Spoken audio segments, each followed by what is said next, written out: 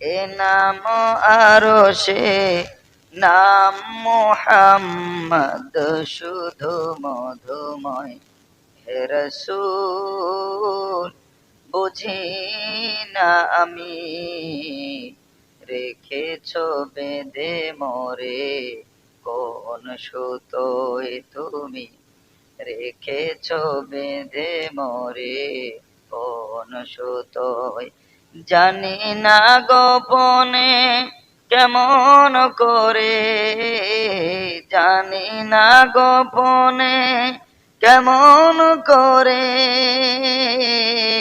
হৃদয়ে গড়েছ প্রেমের বলয় হে রাসূল বুঝি না আমি রেখেছ বেঁধে মোরে কোন সুতোয় তুমি রেখেছ বেঁধে মোরে কোন সুতোয়।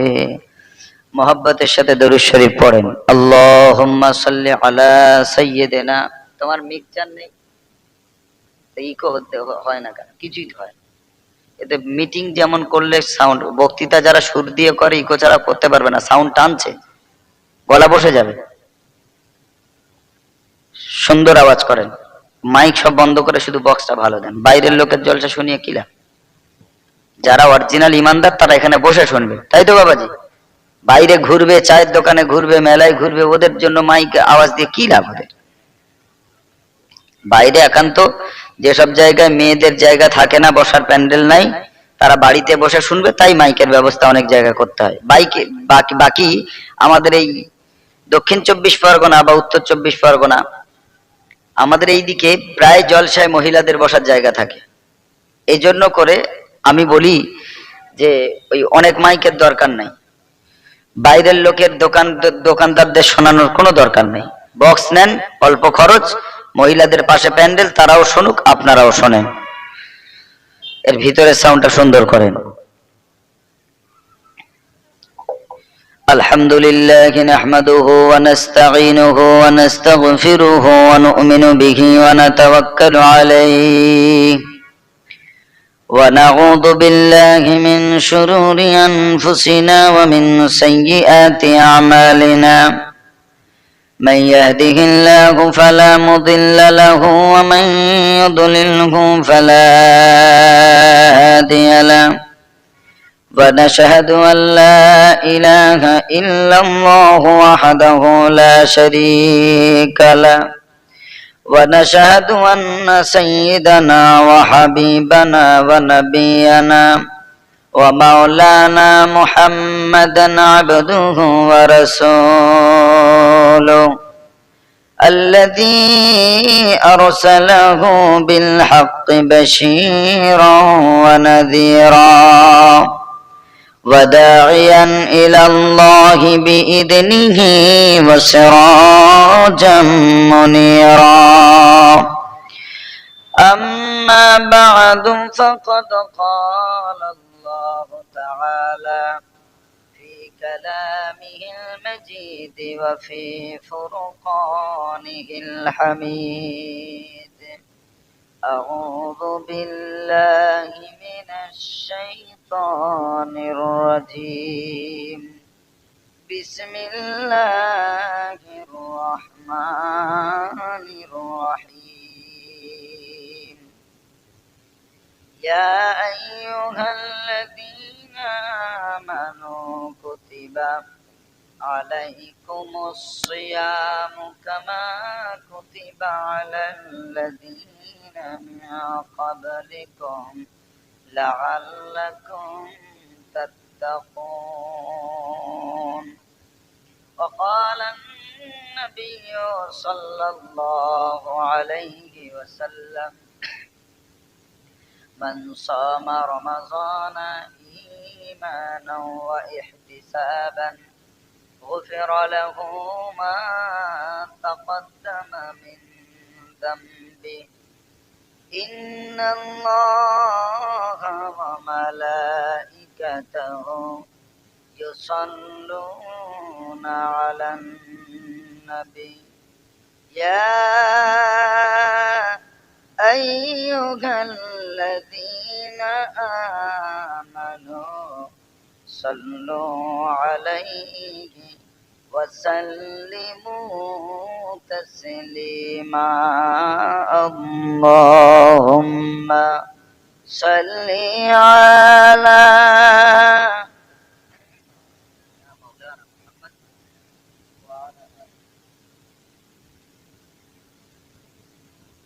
স্টেজে একটা পানির ব্যবস্থা করবেন, যারা জলসা কমিটি আছেন একটা পানির বোতল আর জগ আর একটা গ্লাসের ব্যবস্থা করবেন।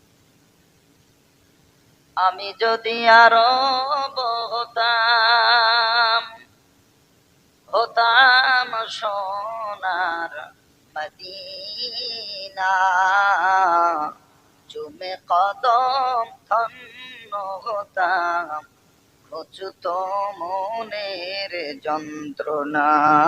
আল্লাহুম্মা সাল্লি আলা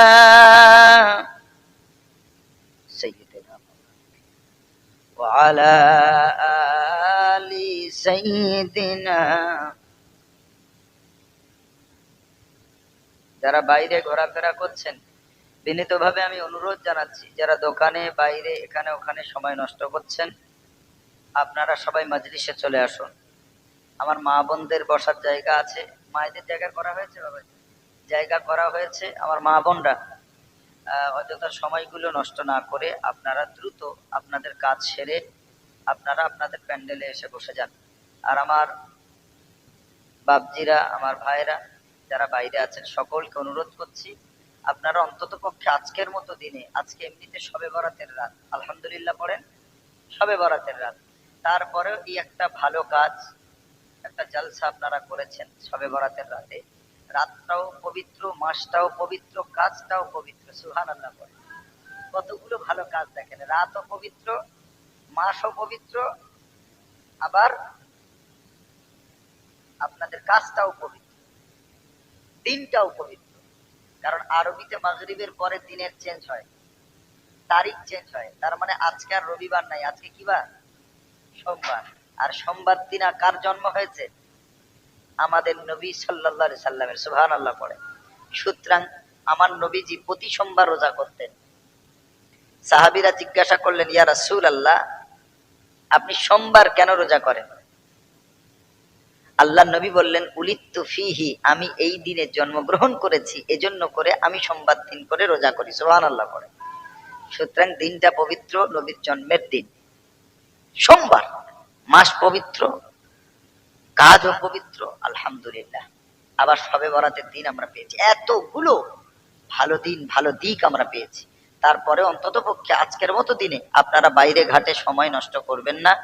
আমি অনুরোধ করছি, আপনারা যত তাড়াতাড়ি পারেন, দ্রুত পারেন, প্রয়োজনীয় কাজগুলি সেরে আপনারা মজলিসে চলে আসেন।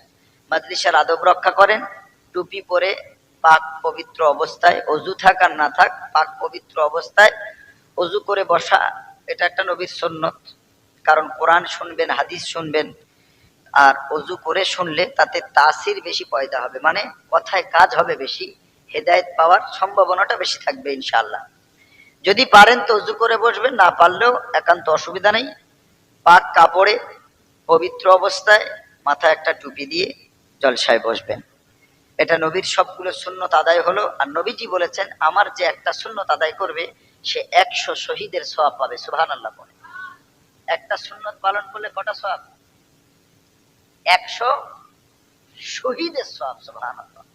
এখন যদি বলেন, হুজুর আমি হেজবুল্লাহও না, তবলিগও না, সুন্নিও না, বেরলভিও না, আজান গাছিও না, চিস্তিয়াও না, কাদরিও না, তো কি বললো? আহলে হাদিস, কোন ইমামকে মানি না, লামাযহাবী, এজন্য আমরা টুপি পরি না। যারা লামাযহাবী আহলে হাদিস তারা টুপি পরে না বাবাজি। আমি নিজে মানে আহলে হাদিস এলাকায় জলসা করে এসেছি, জুমার দিনের নামাজ আমি নিজে পড়িয়েছি, পিছনে ফিরে দেখি কারোর মাথায় টুপি নাই, গুটি কয়েক কিছু মানুষ চাল জুমার মতো দিন। আর ওরা তো নামাজ পড়ে হাত তুলে দোয়াও করে না। তো আমি যে নামাজ পড়ালাম, আমার জীবনে ওই একবার নামাজ পড়েছি, জুমার নামাজ পড়ে সালাম ফিরিয়ে দোয়া করতে পারলাম, কারণ তারা করে না। কিন্তু আমার মনটা যেন করল না। আপনারা আহলে হাদিস হয়ে যাবেন না যেন। আপনারা টুপি পরেননি আলাদা কথা, কিন্তু এ কথা যদি কেউ বলে টুপি পরে হবে কি, তাহলে তার নবীর সুন্নতের উপরে তার কলম পড়ে যাবে। নবীর সুন্নতের উপরে কলম ফেলার ক্ষমতা কারণ নাই, নেই, আনতে পারিনি, খুঁজে পাইনি, ব্যাপারটা আলাদা। কারণ টুপি পরা সুন্নত, ফরজ না, ওয়াজিব না, সুন্নত। টুপি ছাড়া নামাজ হবে না? হবে না? হবে, হয়ে যাবে। কিন্তু একটা সুন্নত যদি আদায় করতে পারেন, আমার নবী বেশি খুশি হবেন না কম খুশি হবেন? বেশি খুশি হবেন। কারণ নবীর সুন্নতের আনুগত্য করলেই তো আল্লাহ খুশি হন। আল্লাহ তাআলা বলেছেন, মান আতাআনি ফাকাদ আতা আল্লাহ। আল্লাহ নবী বলেন যে আমার ইতাআত করলো, আমার সুন্নতের আদর্শের মালা গলায় ঝোলালো, সে স্বয়ং আল্লাহর আনুগত্য করলো। সুবহানাল্লাহ। মানে আল্লাহর নবীর সাথে এমন সম্পর্ক ওতপ্রোতভাবে জড়িত, এমন মহব্বত, নবী খুশি হলে আল্লাহ খুশি হয়ে যায়। সুবহান। যেমন পৃথিবীর বয়ফ্রেন্ড গার্লফ্রেন্ড গুলো বলে, তুমি খুশি তো আমি খুশি, তুমি রাজি তো আমি রাজি, তুমি খেলে আমার খাওয়া হয়ে যায়, তুমি ঘুমালে আমার ঘুম হয়ে যায়, তুমি শান্তিতে থাকলে আমি শান্তিতে থাকবো, তুমি টেনশন ফ্রি থাকলে আমি টেনশন ফ্রি। পৃথিবীর ছেলে মেয়েরা এমন বলে না? বলে না? আর যারা ভালোবাসে একে অপরকে, বয়ফ্রেন্ড গার্লফ্রেন্ড, বলে না? বলে না? বলে। কারণ পৃথিবীর ভালোবাসার যদি এই অবস্থা হয়, তুমি ঘুমালে আমার ঘুম হয়, তুমি খেলে আমার খাওয়া হয়, তুমি সুখে থাকলে আমি সুখী, তুমি আনন্দে থাকলে আমি আনন্দিত, তাহলে আমার পৃথিবীর ভালোবাসা, যেই আল্লাহর ভালোবাসাকে ৯৯টা ১০০ ভাগের ৯৯ ভাগ আল্লাহর কাছে, ১ ভাগ আল্লাহ সেই ভালোবাসা দুনিয়াতে দিয়েছে, সেই ভালোবাসার যদি এই অবস্থা হয়, তো আল্লাহর ভালোবাসার সীমা কত? সুবহানাল্লাহ বলেন। সেই আল্লাহ তাআলা নবীকে কত ভালোবাসে। পৃথিবীর ভালোবাসায় বলে, তুমি খেলে আমার খাওয়া, তুমি ঘুমালে আমার ঘুম, তুমি শান্তি আমি শান্তি। আমার আল্লাহ তাআলা বলেন, নবী তুমি খুশি আমি খুশি। সুবহানাল্লাহ। কতটা ভালোবাসে। তুমি খুশি তো আমি খুশি, তুমি নারাজ তো আমি নারাজ। সুবহান। এই জন্য আজকে সুন্নত মানবেন, মাথা টুপি দিয়ে সুন্দর করে বসবেন, না থাকলে অন্তত যেটা আছে রুমালটা গায়ে থেকে বসবেন, ইনশাআল্লাহ আদায় হয়ে যাবে। আর থাকলে নিয়ে এসে বসবেন। আমি আহলে হাদিসের কথা কেন তুললাম, একটু পরে আসছি সেই জায়গা, ধৈর্য ধরে বসেন। আজকে শবে বরাত নিয়ে কত বড় কথা বলেছে, আমার মোবাইলে সেই ভিডিও আছে, শুনলে যদি একজন মুসলমান হয়ে থাকে না, ইমান যদি একটু থেকে থাকে, তোর পায়ের রক্ত মাথায় উঠে যাবে। আমি হেজবুল্লাহর বিরুদ্ধে কথা বলি না, তবলিগের বিরুদ্ধে কথা বলি না, আজান গাছের বিরুদ্ধে কথা বলি না, সুন্নিদের বিরুদ্ধে কথা বলি না। আজকে বর্তমানে আহলে হাদিসরা যে ক্ষতি আমাদের করেছে, আমি এদেরকে ছাড় দিয়ে কথা বলি না। বর্তমানে পরিস্থিতিতে এতদিন আপনি বাপ দাদা মারা গেছে, মিনহা খলাকনাকুম ওয়া ফিহা নুঈদুকুম ওয়া মিনহা নুখরিজুকুম তারাতান উখরা, এইটা পড়েই তো মাটি দিয়েছেন বাবাজি, বলেন না? এইটাই তো করে মাটি দিয়েছেন। এখন তারা বলছে, এই দোয়াটা নবী পড়েননি, কেউ পড়েননি, হাদিসে পাওয়া যায় না, এটা বেদাত। আপনি যাবেন কোথায়? ওরা না হয় সবে ৫০ বছর, ৬০ বছর, ১০০ বছর আহলে হাদিস, ওর বাপ দাদুরা সব ওই দোয়া পড়েই ওদের মাটি দেওয়া হয়েছে। তাহলে তাদের বেদাতি দোয়া পড়ে যদি মাটি দেওয়া হয়, সব কটা জাহান্নামে যাবে না জান্নাতে? তাহলে হিসেব তো বলতে সব ওদের বাপ দাদুরা সব জাহান্নামে। অথচ আমার নবী নিজে, তার মেয়ে একজন ছিলেন, সেই মেয়ের নাম ছিল উম্মে কুলসুম রাদিয়াল্লাহু তাআলা আনহা, ৪ কন্যার ভিতরে এক কন্যা উম্মে কুলসুম। তিনি যখন ইন্তেকাল করলেন, নবী নিজে এই দোয়াটি পড়ে, মিনহা খলাকনাকুম ওয়া ফিহা নুঈদুকুম ওয়া মিনহা নুখরিজুকুম তারাতান উখরা, এই দোয়া পড়ে মাটি দিয়েছেন। সুবহানাল্লাহ। এই হাদিস ওরা জানে, শুধু হাদিসটা দুর্বল জয়ীফ বলে ওরা মানে না। এই হাদিসের বিপরীতে কোনো স্ট্রং হাদিস নাই, সহি হাদিস নাই। যদি থাকতো আমরা ওটাকেই নিতাম।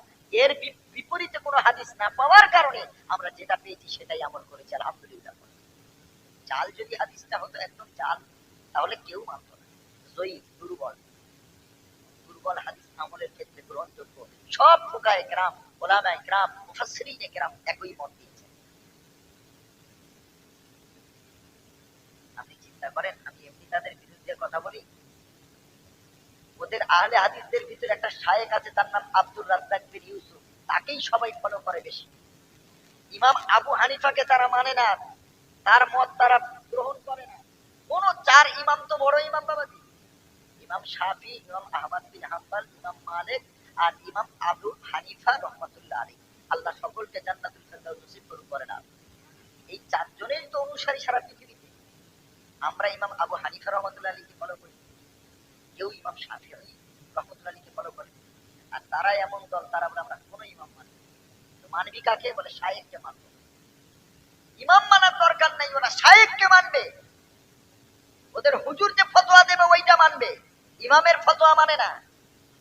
আর আমি মনিরুল ইসলাম বলি, তোমাদের সব হুজুর গুলোর এলেন জ্ঞান, সব শায়েখের জ্ঞান যদি এক পাল্লায় রাখো, আর আমরা যে ইমাম আবু হানিফা রহমতুল্লাহ আলাইহি যে জ্ঞানটাকে অনুসরণ করি, যে মতটাকে অনুসরণ করি, যে ফতোয়াগুলো মানি, তার একার গেলেন এলেম যদি এক পাল্লায় রাখো, তোমাদের সব হুজুর আর শায়েখদের এলেম এক পাল্লায়, আর ইমাম আবু হানিফা রহমতুল্লাহ আলাইহি এলেম এক পাল্লায়, ইমাম আবু হানিফা রহমতুল্লাহ আলাইহি এলেমের পাল্লা ভারী হয়ে যাবে ইনশাআল্লাহ। ভাই, উল্লেখযোগ্য তারা। গোটা হাদিস পড়েছে, তারা ইমামদের বিরুদ্ধে কথা বলে। তাদেরই শায়েখ বলেছে, আপনি শুনলে অবাক হয়ে যাবেন, বলছে এক বালতি গরুর পেশাবের ভিতরে, ভালো করে শোনে, আমি কেন বিরোধিতা করি, দর্শায় আসবে, রমজান সম্পর্কে বলবো, শবে বরাত সম্পর্কে বলবো, ধরতে পারে। তারা বলেছে এক বালতি গরুর পেশাবের ভিতরে যদি জামাটা ডুবিয়ে নিয়ে ওই জামা পরে নামাজ পড়ে, নামাজ হয়ে যাবে। নাউজুবিল্লাহ পড়ে। আল্লাহর কসম করে বলছি, যাদের বড় মোবাইল আছে ঘাটেন, আব্দুল রাজ্জাক বিন ইউসুফের এই কথাটা শুনতে পাবেন। কি আশ্চর্য কথা! এত বড় কথা বলছে, তারপরে এক শ্রেণীর যুবকেরা মোবাইল দেখে দেখে তাদের অনুসারী, তাদের ভক্ত হয়ে পাগল হয়ে যাচ্ছে। যারা নাভির নিচে হাত বাঁধতো, মোবাইলে ফতোয়া দেখে তারা এখন নিচে হাত বাঁধতে শুরু করেছে। কেন রে ভাই? আমাদের এলাকায়, আমাদের আশেপাশে বড় মুফতি নেই? একবারের জন্য তাকে জিজ্ঞেস করতে পারলে না, হুজুর এই মোবাইলে এই ওয়াজটা শুনলাম, যে হাত বাঁধার কথা বলছে, নাভির হাত বাঁধার হাদিস তারা কি জাল? আপনার আমাদের আমাদের ভিতরে কত বড় বড় মুফতি আর কেরাম আছে না নাই? তাদের কাছে গিয়ে বলুন, আমরা যে আমলটা করছি তা ঠিক না বেঠিক, কোরআন হাদিস দিয়ে বলে দেন। হুজুর যদি না পারে তো কোনো কথা। আলহামদুলিল্লাহ, আমরা নামাজের তাকবীরে তাহরিমা থেকে শুরু করে সালাম ফেরানো পর্যন্ত যতগুলো আমল আছে, সবগুলো কোরআন হাদিস অনুপাতে, কোরআন হাদিস অনুসারে জোরে বলে যাচ্ছে। বাবার ক্ষমতা নেই কোনোটা একটা জাল প্রমাণ করবে না। তারপরেও এখন শত্রুতা, কি বলবেন আপনি? শত্রুতা। তারা বলছে গোবর পাক, আমরা বলি না গোবর পাক না, গোবর না পাক। গোবর পাকটা তুই খা।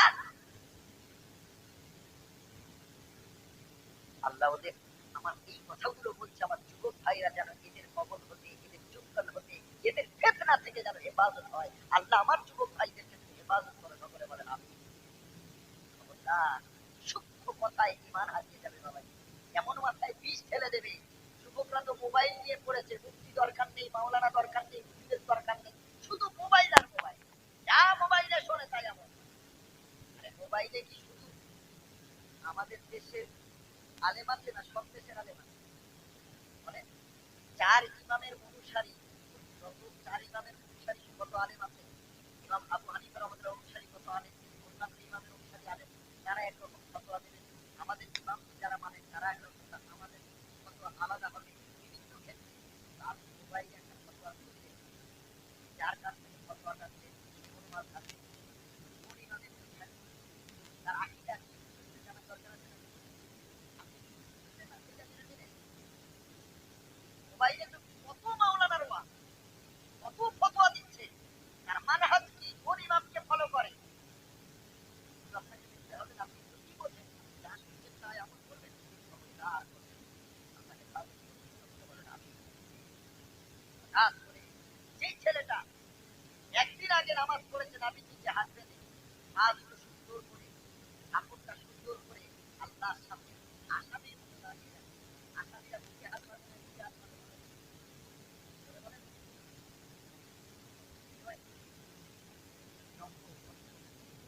এইভাবে তারা আপনার হাত বাঁধার হাতে কাজ, যারা বাচ্চাদের আমল থেকে আহলে হাদিস তারা আলহামদুলিল্লাহ ঠিক আছে, নাবির নিচে হাত বাঁধার হাদিস আমরা আমাদের হাদিস তোমরা যদি আমল করতে পারো, তোমরা তোমাদের পরীক্ষা করি, তোমরা করতে শুরু করেছো, আমাদের যুবকদের ব্রেন ওয়াশ করতে শুরু করেছো। আমরাও যুবকদের যাতে ব্রেন ওয়াশ থেকে হেফাজত করা যায়, আমরাও তোমাদের আগে তোমরা করেছি, তারপরে কাটতে আস্তে আস্তে মসজিদ আলাদা হবে, আস্তে আস্তে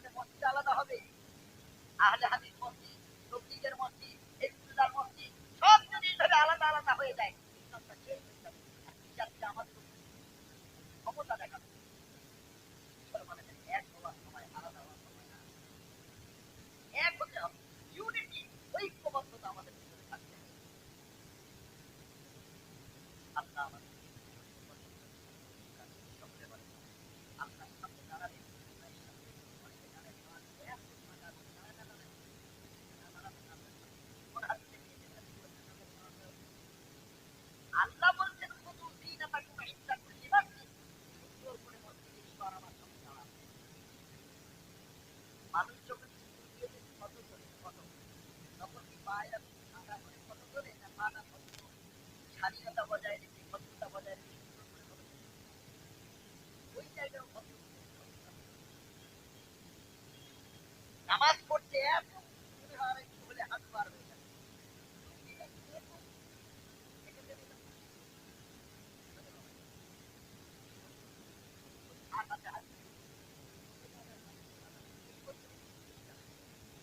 এটা শূন্য এমন তুলেছে এই পর্যন্ত হাঁটু আরেকটু হলে পারে হাত ফাঁকা করে যেখানে তোর পায়ের খাবে ওখানে তোর পায়ে যে মনে মনে করছে আমার পায়ে লাঠি যায় কেন যত সরিয়ে নেয় ওরা নামাজ পড়ে পায়ে পা রাখে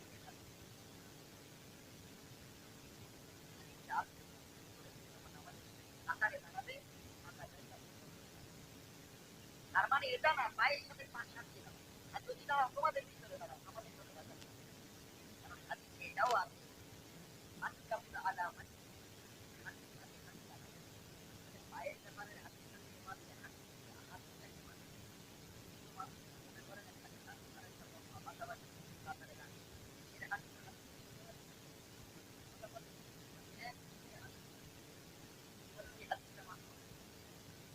পাশাপাশি দাঁড়াবার অর্থ এটাই যে আপনি কাতারে যারা দাঁড়াতে ওরা এমন ভাবে সোজা থাকবে এক কাতারের এক দেওয়া হয় এক বরাবর শেষ মানুষটা ওই জায়গা থেকে তার মানে সোজা সোজা হয়ে দাঁড়াতে হবে কাতার বাঁকা করলে হবে না সোজা করে দাঁড়াতে হবে পাশাপাশি দাঁড়াতে হবে হাতের সাথে হাত মেলাও পায়ের সাথে পা মেলাও হাতের সাথে হাত মেলাও সব দিকে মেলানো সম্ভব মনেও সম্ভব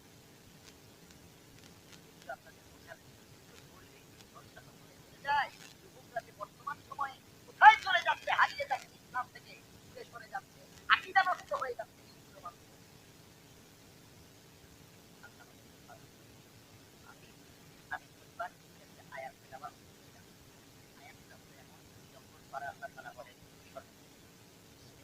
الرحمن الرحيم يا أيها الذين آمنوا كتب عليكم الصيام كما كتب على الذين من قبلكم لعلكم تتقون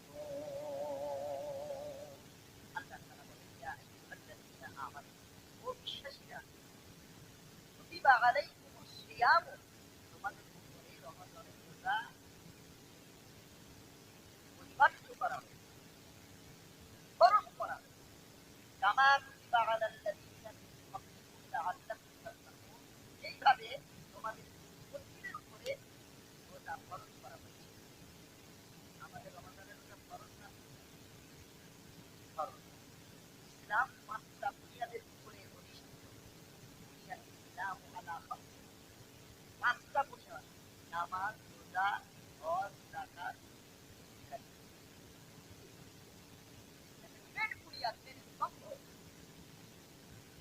রমাদানটা তার ভিতরে আছে না নাই আপনি আজকে রোজা করলেন কি করলেন না এই প্রশ্ন আপনার কাছে আপনি সবে মেয়েরাতে রোজা করলেন না করলেন না এই প্রশ্ন আপনাকে করা হবে আপনি আশুরার রোজা করলেন না করলেন না এই প্রশ্ন করা হবে আপনি নফল রোজা করলেন না করলেন না এই প্রশ্ন করা হবে আপনি রমাদানের রোজা যদি ছাড়েন প্রশ্ন হবে না এটা হলো ফরজ অনিবার্য করতেই হবে কারণ রোজা সব নবীদের উপরে ফরজ ছিল সুবহানাল্লাহ আমাদের উপরে আমাদের নবীর উপরে রমাদানের রোজা 30 টা অন্যান্য আশুরা রোজা ছিল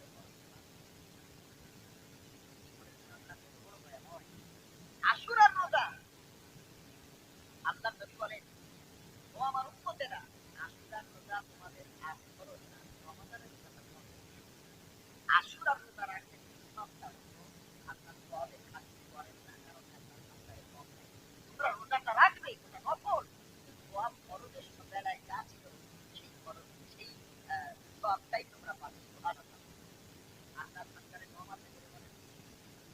আল্লাহ রাব্বুল আলামিন বলেন ওয়াল্লাহুল গনিয়্যু ওয়া আনতুমুল ফুকারা। আল্লাহ তাআলা বলেন আমি আল্লাহ গোলাম ধনী, আর সারা পৃথিবীর যত বড় কোটিপতি হোক, লিডার হোক, প্রেসিডেন্ট হোক, নেতা হোক, প্রধানমন্ত্রী হোক, মুখ্যমন্ত্রী হোক, আমার আল্লাহ তাআলা বলে একমাত্র আমি ধনী, আর তোমরা হলে সব ফকির। আমরা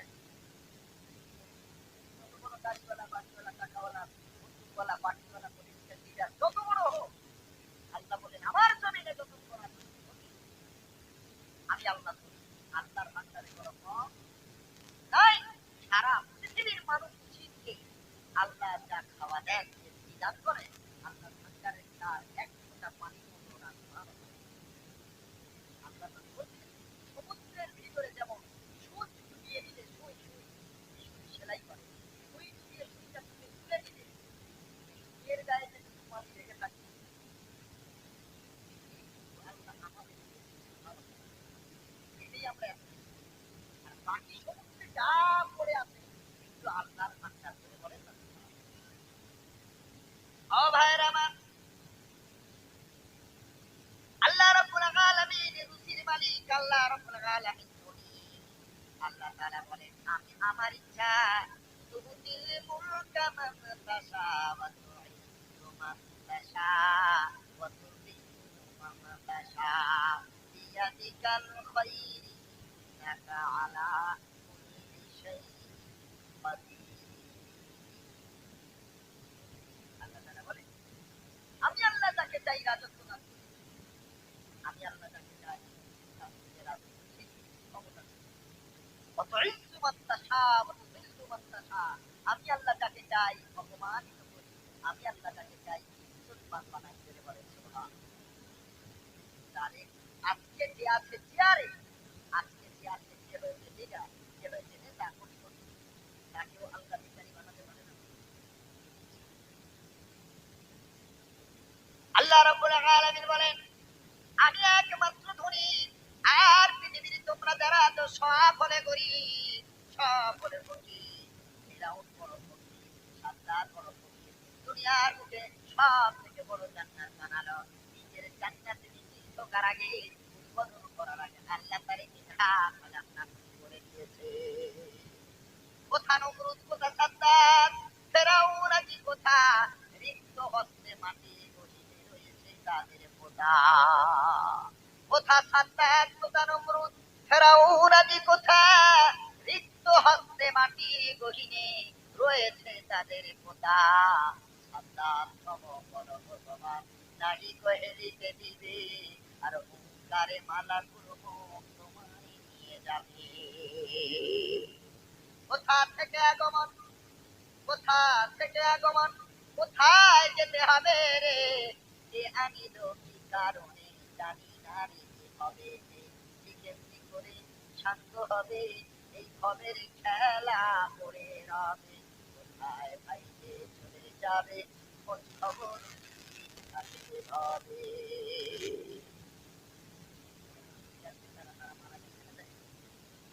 মনে হয় আমার থেকে বড় ধনী আর কেউ নেই, টাকাওয়ালা কেউ নেই। তো মাঝে মাঝে কখন এখানে চলে আসে, কারণ তোমার থেকে ধনী আর টাকাওয়ালা যদি মনে হয় আমার থেকে বাড়িওয়ালা, গাড়িওয়ালা, পলিটিক্যাল লিডার, নেতা, পাওয়ারওয়ালা মানুষ কেউ নাই, মাঝে মাঝে খবর আর শ্মশানে চলে আসে, কারণ তোমার থেকে বড় বড় নেতা, পাওয়ারফুল নেতা।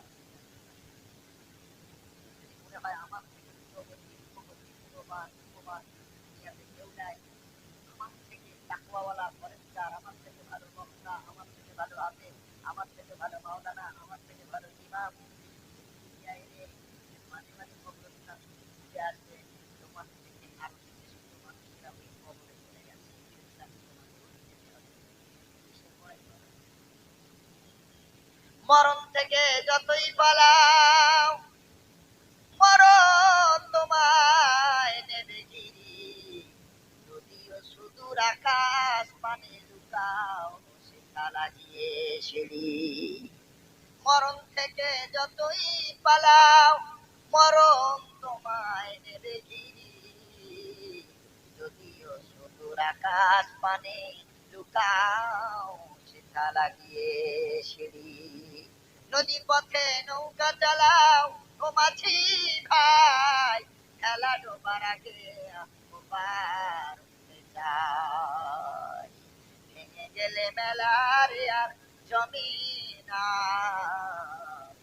ফিরে খেলা যে আর ওঠে না, নদীরে কুল ভাঙে ও কুল গড়ে, নদীরে কুল ভাঙে ও কুল গড়ে, এই তরবের খেলা, সকালবেলা নদীরে তুই ফকির সন্ধ্যাবেলা, ফকির ধনী হতে পারো, সন্ধ্যায় ফকির যে হবে না সে কোনো গ্যারান্টি আছে না? সকালে তুমি ধনী, সন্ধ্যায় তুমি ফকির। কিসের এত দুনিয়াতে অহংকার? ছোট্ট একটা ফুসকুড়ি, ওটা সারাবার ওই মুখ বন্ধ করার মতো পয়সা আমার নাই, তোমার নাই।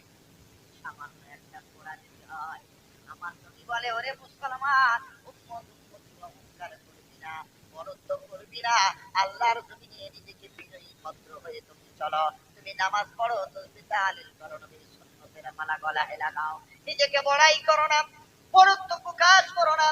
তুমি যদি পৃথিবীতে টাকার গরম দেখাও, তোমার আল্লাহ যদি এমন একটা পোড়া দেয়, এমন পোড়া আল্লাহ দিতে পারে যে পোড়ার মুখ বন্ধ করার মতো সব পয়সা জমি জায়গা শেষ হয়ে যাবে, ওটা এমন ক্যান্সার হবে, ওর মুখ বন্ধ করার মতো পয়সা তোমার নাই।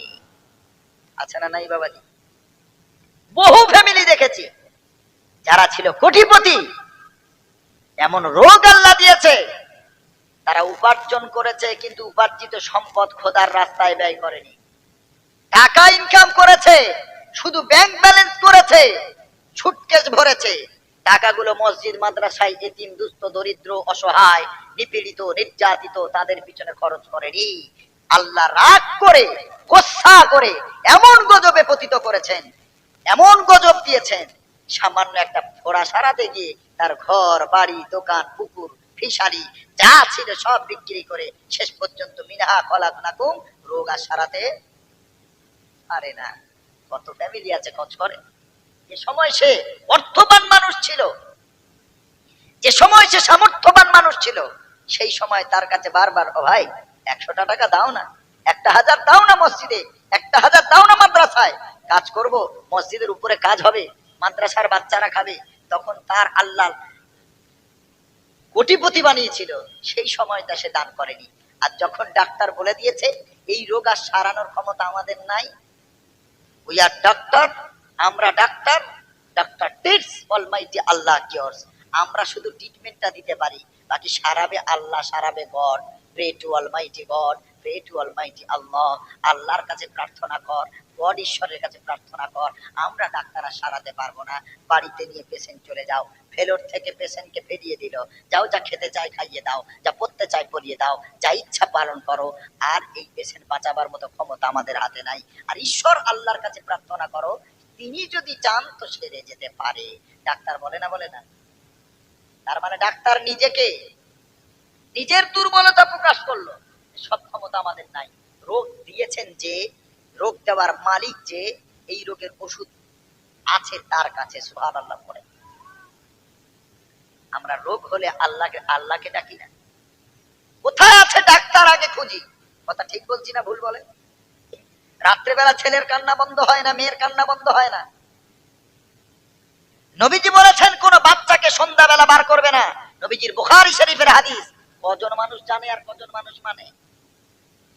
নবীজি বলেছেন মাগরিবে রক্ত হওয়ার 20 মিনিট আগে থেকে ওই বাচ্চাকে ঘরের ভিতরে ঢুকিয়ে দাও, দরজা জানালা বন্ধ করে দাও, কারণ এই সময়টা শয়তান তার পেটে খোঁচা দেয়, শয়তান আসর করে, ওই বাচ্চাগুলো রাত ভোর চিল্লায়, ডাক্তারটা পায় না। কেন মানে? নবীজি বলেছেন নাস ফালাক বড় রাত্রে শোয়ার সময়, যে মানুষ নাস ফালাক বা আইতুল কুরসি একবার করে নেয় রাত্রে শোয়ার সময়, আমার নবী বলেন আল্লাহ তার জন্য একটা দেহরক্ষী সিকিউরিটি গার্ড হিসেবে একটা ফেরেশতা তার মাথার কাছে নিযুক্ত করে দেওয়ার জন্য বলেন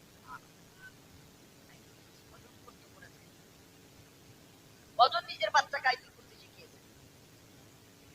আইতুল কুরসি শেখা কিসের জিন আর কিসের ভূত আর কিসের হাওয়া বাতাস?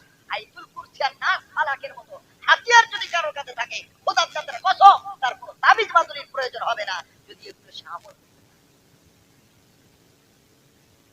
নামে জাদু করলো। আচ্ছা বলেন তো, এই যে নাস, সূরা নাস আর সূরা ফালাক অবতীর্ণ হলো, এটা কখন হলো বলতে পারবেন? কারো জানা আছে? নাস আর ফালাক কোরআন মাজিদের শেষ দুটো সূরা, কখন অবতীর্ণ হলো? এই সূরা দুটি একসাথে আল্লাহ পাঠিয়েছেন। এই সূরা দুটির নাম সূরাতুল মুআউযাতাতাইন, ঝাড়ফুঁকের সূরা। আল্লাহর নবীর দাড়ির চুল আর কেটে আর চিরুনি নিয়ে একজন ইহুদি জাদু করলো, কারণ নবীজিকে কোনো জায়গা থেকে যখন মারতে আর পারে না, তখন জাদু দিয়ে নবীকে ঘায়েল করার চেষ্টা করছে। তিনটে রেওয়ায়েত আছে। এক রেওয়ায়েতে 1 বছর পর, নবীর নামে জাদু করার 1 বছর পর সেই জাদুতে প্রভাবিত হয়েছে মানুষ, আক্রান্ত হয়েছে। আরেক বর্ণনা আছে 6 মাস পর, আরেক বর্ণনা আছে 40 দিন পর। তৃতীয় যে বর্ণনা আছে 40 দিন, এটাই সবথেকে বেশি সত্য, এটাই সবচেয়ে বেশি সহি স্ট্রং বর্ণনা।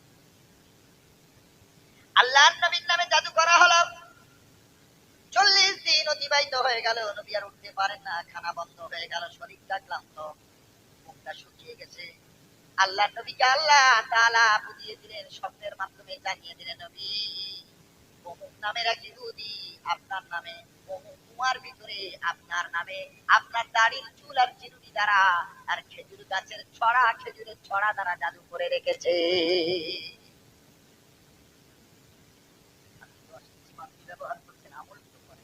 যারা আমল করতে পারে না, বাচ্চাদের কাছে মানুষ থেকে মাঝে আমি নাজায়েজ বলছি না, কোরআন ও হাদিসের কোন অংশ লিখে যদি কেউ হাতে পড়ে, গলায় পড়ে, এটা যায়। তবে যেটা বেদাতি কালাম আছে, কুফরি কালাম আছে, নকশা আছে, এইগুলো দিয়ে তাবিজ করা হারাম।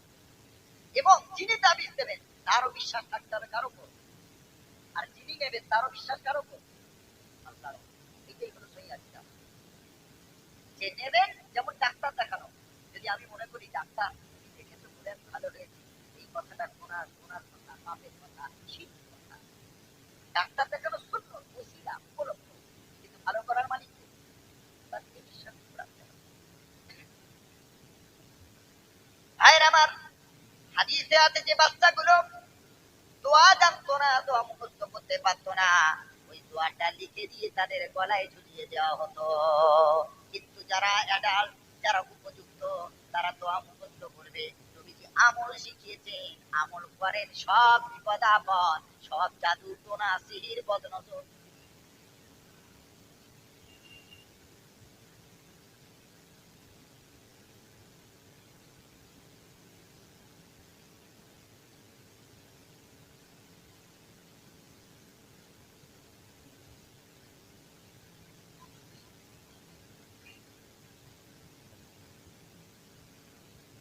করা হলো।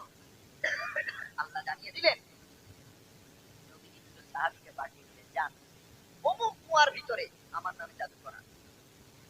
সাহাবীগণ গিয়ে দেখছেন জাদু এমন কড়া জাদু করেছে, যেমন ব্ল্যাক ম্যাজিক, কালা জাদু। আসছে হলো হাক, জাদু হলো সত্য। ওই কুয়ার পানি লাল হয়ে গেছে, লাল টক টক টক টক করছে। ওখান থেকে ওই খেজুরের ছড়া সহ নবীজির ব্যবহার করা চিরুনি আর ওই যে চুল দিয়ে যে কিট বেঁধে বেঁধে বেঁধে বেঁধে জাদু করা হয়েছিল, তারা তুলে আনলো। আর নবীজি 7 বার সূরা নাস, 7 বার সূরা ফালাক, এই দুটি সূরা একসাথে করে ফুঁক দিলেন, জাদু কেটে গেল। ব্ল্যাক ম্যাজিক, এত বড় জাদু কেটে গেল। আমার নবী সাথে সাথে সুস্থতা লাভ করলেন। জোরে বলেন সুবহান। আপনার কোরআনে বিশ্বাস হয় না? বিশ্বাস করুন, আমল করুন। বাচ্চাদের সূরা নাস, সূরা ফালাক, এগুলো পড়ছি, আলহামদুলিল্লাহ সূরা শেখান, মায়েদেরকে শেখান, নামাজ পড়ান, 5 ওয়াক্ত নামাজ। জীবনে চেন ওকে চাপবে না, তাহাজ্জুদ পড়ান, চেন চাপবে না। আল্লাহ নিজে বলেছেন, ও মাইয়ুরিদ আন যিকরির রহমানি নুকাইয়িদ লাহু শাইতানান ফাহুয়া লাহু করিন। আল্লাহ বলেন যে নামাজ থেকে দূরে থাকবে, আল্লাহর সকল স্মরণ থেকে, আল্লাহর দ্বীন থেকে দূরে থাকবে, নামাজ থেকে দূরে থাকবে। আল্লাহ নিজে বলেছেন নুকাইয়িদ লাহু, আল্লাহ নিজে বলেছেন আমি আল্লাহ তার জন্য একটা শয়তান আমি নিজে ঠিক করে দিই। আল্লাহ যার জন্য যে শয়তান ঠিক করে দেন ও আর বাড়তে পারবে বলেন? আল্লাহ বলছেন আমি তার জন্য যে শয়তানটা ঠিক করে দিই।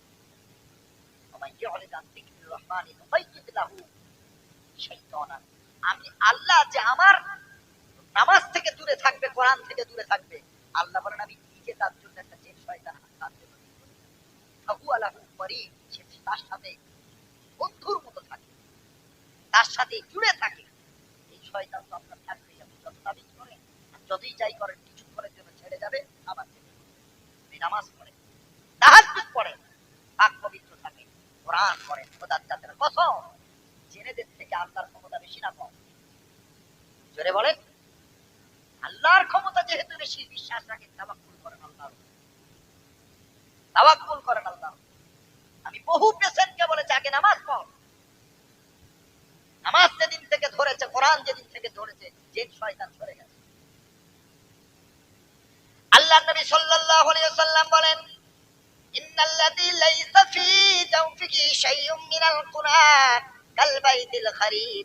আল্লাহর নবী সাল্লাল্লাহু আলাইহি ওয়াসাল্লাম বলেন, যেই ঘরে কোরআন নাই, যেই দেহে কোরআন নাই, যেই মানুষ কোরআনের আমল করে না, আমার নবী বলেন ওই ঘর, ওই দেহ হলো বিরান ঘর। বিরান ঘর কাকে বলা হয়?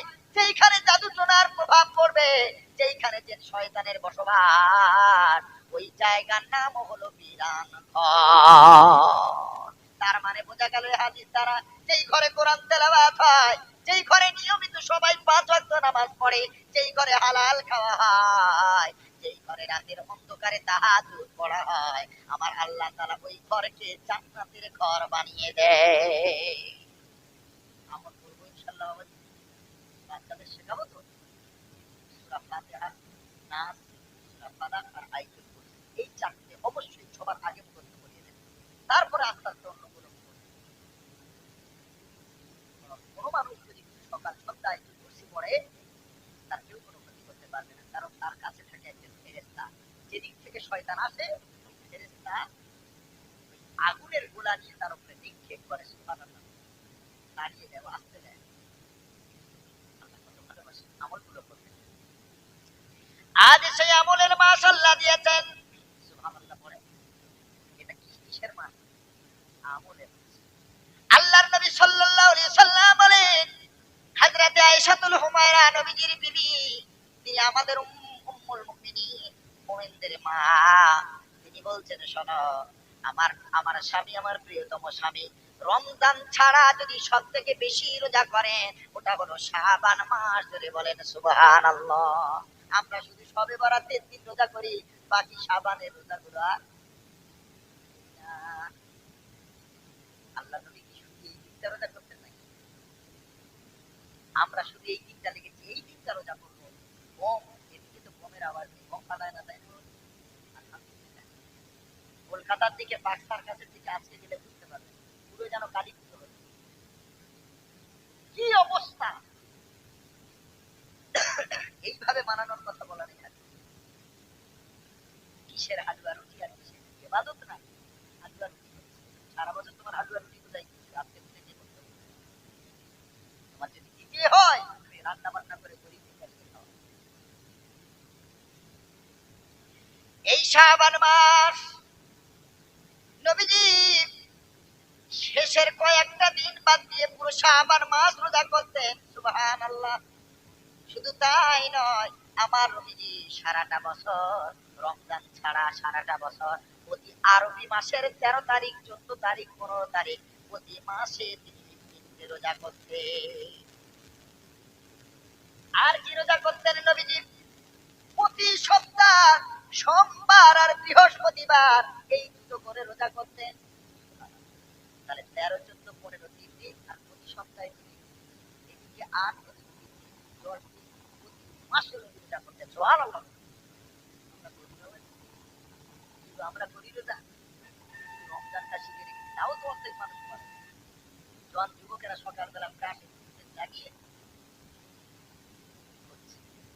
কে ওদের বোঝাবে? কেন যে আল্লাহ রোজাটা এত বাধ্যতামূলক করলেন, অনিবার্য করলেন, এটা কি চিন্তা করার বিষয় না? আল্লাহ তো তার বান্দাকে ভালোবাসেন অনেক। তাহলে বান্দা খালি পেটে থাকবে, এটা আল্লাহ কি করে সহ্য করে? নিশ্চয়ই এতে কোনো ব্যাপার আছে। তাহলে 30টা রোজা কেন আমাদের জন্য খরচ করা হলো? আর আপনি তো ভালোই বাঁচবেন, তাহলে আমাদেরকে খালি পেটে কেন রাখবেন? আমরা কষ্ট পেলে আল্লাহ কি খুশি হয় না? না, ব্যাপারটা তা না। আল্লাহ কেন রোজা আমাদের ফরজ করেছেন শোনেন। আল্লাহ রাব্বুল আলামিন বলেন, কুতিবা আলাইকুমুস সিয়ামু কামা কুতিবা আলাল লাযীনা মিন ক্বাবলিকুম লাআল্লাকুম তাত্তাকুন। আল্লাহ তাআলা বলেন, বান্দা তুমি যদি তাকওয়াওয়ালা হতে চাও, খোদাভীরু হতে চাও, আমার ভয় যদি তোমার অন্তরে রাখতে চাও, তাহলে তোমার উপরে আমি আল্লাহ রোজা ফরজ করেছি। এই ফরজ রোজা ছেড়ে দেবে না। আল্লাহর নবী বললেন, ও আমার উম্মতানিরা, রমাদান রোজা করার আগে আগে তুমি প্রস্তুতি নাও শাবান মাস থেকে। শাবানের রোজা, কারণ তুমি 11 মাস খেয়েছো। এখন প্রথম দিন রোজা করতে গিয়ে একটু ভুলভাল হবে না? হবে না? হবে না? আরে প্রথম দিন যেই রোজা করে কখন ভুলে যায়? এর জল মাথাটাই রোজা করছি না, হয় না? হয় না? আপনি তো আমার হলো সকালবেলা, তখন মনে হয় 9:30 কি 10টা বাজে, রোজা করে পানি দুধ খাওয়াই হয়ে গেছে, পানির বোতল বন্ধ করে কি রোজা করছি না? তার মানে সবসময় তো আমাদের অভ্যাস নাই। এই কারণেই রমাদানের আগে প্রস্তুতি নেওয়ার কথা। রমাদানের রোজায় যেন প্রস্তুতি না হয়, আগে থেকে প্রস্তুতি নেওয়া। আগে 2-1 দিন ভুল হলো, এরপরে তো তোমার মনেই থাকবে রোজাটা। ভাইয়ের আমার, আল্লাহর নবী সাল্লাল্লাহু আলাইহি সাল্লাম শাবান মাসে বেশি বেশি করে ইবাদত করতেন, রোজা করতেন। আর তার ভিতরে আল্লাহ নবী শাবান মাসে এমন একটা রাতের কথা বলে গেছে, 1500 বছর আগে আমার নবী সাল্লাল্লাহু আলাইহি সাল্লাম এই 14 তারিখের দিন দিবাগত রাত্রি শাবানের এই তারিখে এই শবে বরাতের ব্যাপারে আমার নবী 1500 বছর আগে বলে গেছে। কি দেবেন আল্লাহ? আল্লাহ নবী সাল্লাল্লাহু আলাইহি সাল্লাম বলেন, ওই আহলে হাদিসের দল, ওরা তো সহিহ হাদিস গুলো মানতে চায় না, খালি সহিহ হাদিস দাও, সহিহ হাদিস বলে বলে মানুষদেরকে এত বিভ্রান্ত করেছে। নবীর অনেক সহিহ হাদিসটাও তারা মানতে চায় না। আমার নবীর জলজান্ত সহিহ হাদিস তো, এই হাদিসের উপরে কলম ধরার মতো ক্ষমতা পৃথিবীর কারো নাই। নবীজি বলেছেন, শোনো, ইন্নাল্লাহা লা ইয়াত্তালিউ ফি লাইলাতিন মিন নিসফি শাবান। আমার আল্লাহ শাবানের 15 তারিখ এই শবে বরাতের রাতে আমার আল্লাহ তাআলা তার বান্দা বান্দীদের উপরে রহমতের দৃষ্টিতে তাকায়। সুবহানাল্লাহ বলেন। এই হাদিসটা, এই যে হাদিসটা বলছি, আহলে হাদিস যারা, তারা যাকে সবথেকে বড় শায়েখ মানে শায়েখ নাসিরউদ্দিন আলবানী, যিনি সহিহ আর যঈফটাকে প্রথম তিনি নির্বাচন করেছিলেন, কোনটা সহিহ হাদিস কোনটা যঈফ হাদিস। তিনি তার একটা কিতাব লেখা সিলসিলাতুল হাদিস, তিনি এইরকম একটা কিতাব লিখেছেন। সেই কিতাবে এই হাদিসটার বর্ণনা করে আরো শবে বরাতের পক্ষে 8টা হাদিস এনেছেন। সুবহানাল্লাহ বলেন। কটা হাদিস এনেছেন? 8, আর এই একটা 9টা হাদিস তিনি করেছেন। সব হাদিসগুলো দেখার পর তিনি মত দিয়েছেন যে শবে বরাত শাবান মাসের যে 15 তারিখ, এই তারিখটা যে বরকতময়, এটা না বলার অধিকার কারণ নাই। জোরে বলেন সুবহানাল্লাহ। তাদেরই তো শায়েখ বলেছে এই হাদিসটা সহিহ হাদিস, তাও তারা মানবে না, কারণ ক্যান্সার তো ব্রেনে ধরেছে না। এত সহজে সারে,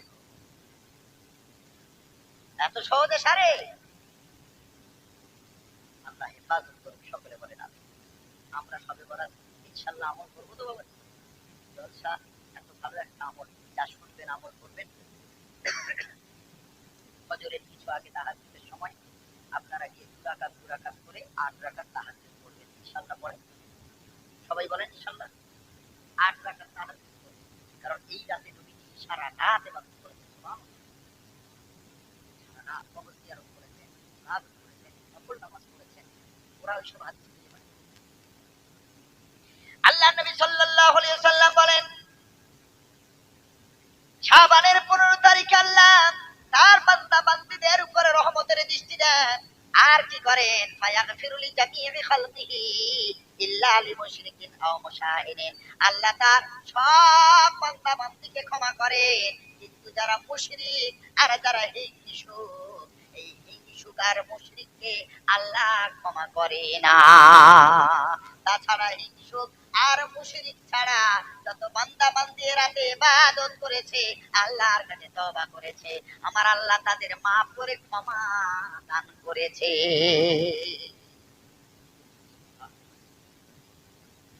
আল্লাহর নবী সাল্লাল্লাহু আলাইহি সাল্লাম আবার বলেন, শবে বরাতের দ্বিতীয় নম্বর হাদিস, প্রায় 14 থেকে 18টা হাদিস আছে, তবে 3টে হাদিস আপনাদের শোনাই, যেই 3টে হাদিস শবে বরাতের জন্য সহিহ হাদিস। প্রথম হাদিসটাতে একেবারেই সহিহ, দ্বিতীয় দুটো হাদিস নিয়ে মতভেদ আছে। ও মুসলমান, দ্বিতীয় নম্বর হাদিস হযরত আলী রাদিয়াল্লাহু তাআলা আনহু বর্ণনা করেন। হযরত আলী রাদিয়াল্লাহু তাআলা আনহু বলেন, আল্লাহ রাব্বুল আলামিন শবে বরাতের দিন নিম্ন আকাশে আল্লাহ আসে, আর সারা রাত হেঁকে হেঁকে বলেন, কে আছো ক্ষমা, কে আছো আমার কাছে ক্ষমা প্রার্থী, আমি আল্লাহ তারে আজ রাতে ক্ষমা করে দেব। কে আছো অভাবী, খাওয়া হয় না, অনাহার, অন্যের অভাব, এ বান্দা আয় আয় আয়, আমার কাছে যা, আমি আল্লাহ আজকে তোর রুজির অভাব দূর করে দেব। এই রাত থেকে। দ্বিতীয় নম্বর হাদিস, হযরত আয়েশাতুল হুমায়রা রাদিয়াল্লাহু তাআলা আনহা বলেন, আমার স্বামী অর্থাৎ নবী মুহাম্মদ রাসূলুল্লাহ সাল্লাল্লাহু আলাইহি সাল্লাম এত লম্বা সময় ধরে তিনি সিজদায় পড়ে আছেন। হযরত আয়েশাতুল হুমায়রা কে গিয়ে তার আঙুলটা নাড়া দেন, দেখেন নাড়ানোর সঙ্গে সঙ্গে নবীর আঙুল নড়তেছে। আল্লাহর নবী নামাজ শেষ করলেন, সালাম ফিরিয়ে বলছেন, আয়েশা,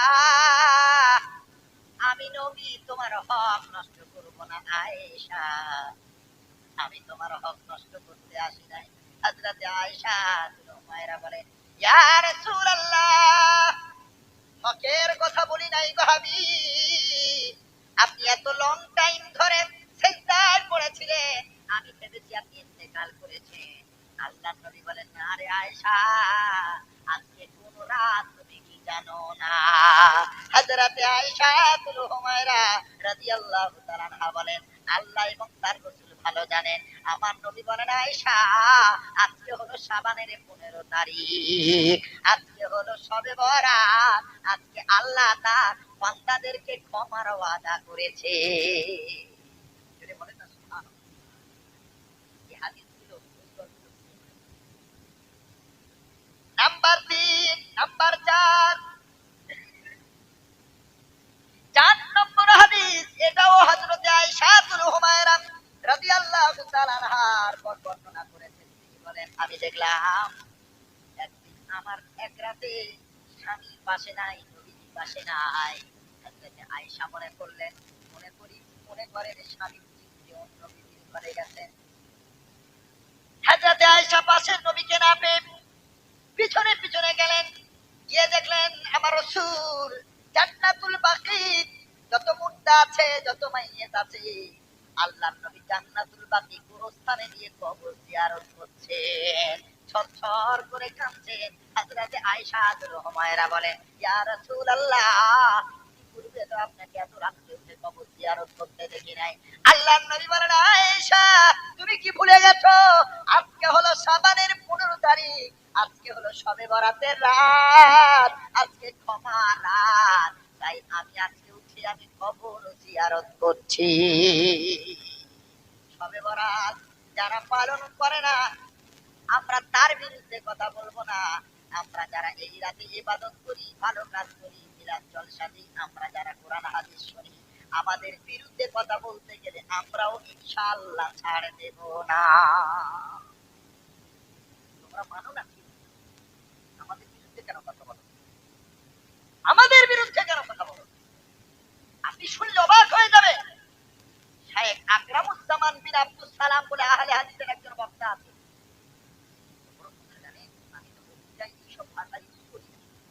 আমি তো শালীন ভাষায়, ভদ্র ভাষায় কথা বলার চেষ্টা করি, ভালো ভাষায় কথা বলার চেষ্টা করি, শব্দ চয়নের দিকে লক্ষ্য করি। এত বড় কথা বলেছে, শবে বরাতের রাত যারা মসজিদে গিয়ে ইবাদত করবে এর থেকে বেশ্যাখানায় গিয়ে রাত কাটানো উত্তম। নাউজুবিল্লাহ। আর বলেন না নাউজুবিল্লাহ। এইটা শুনে আপনার রক্ত গরম হলো না বাবা? কিসের সাথে কিসের তুলনা? আমি বলছি আমার শরীর কাঁপছে। কিসের সাথে কিসের তুলনা দেয়? মানুন আলাদা কথা। ওই আকরামুজ্জামান বিন আব্দুল সালাম 4 মাস আগে রেজাউল করিম আবরার নামে একটা বক্তা আছে বাংলাদেশে, অনেক বড় মুফতি, তার সাথে ডিবেটে বসলো।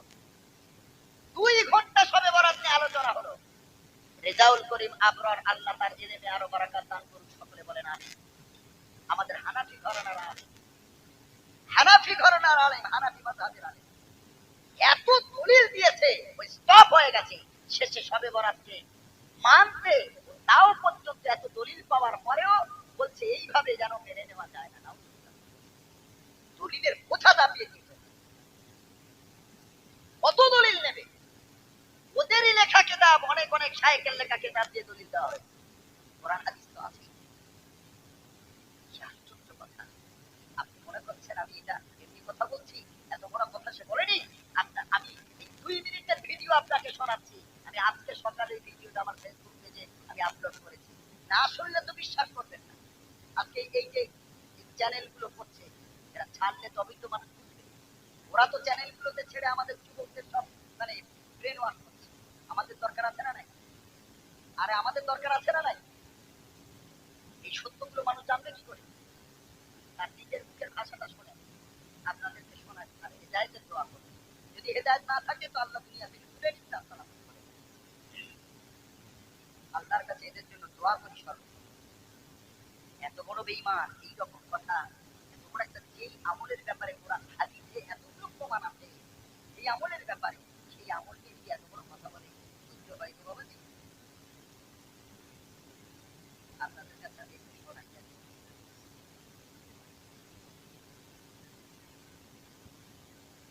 তো সবার রাত্রে এইভাবে মসজিদে ভিড় না করে যদি বেশ্যাখানায় কাটায় তারপরও ভালো আছে।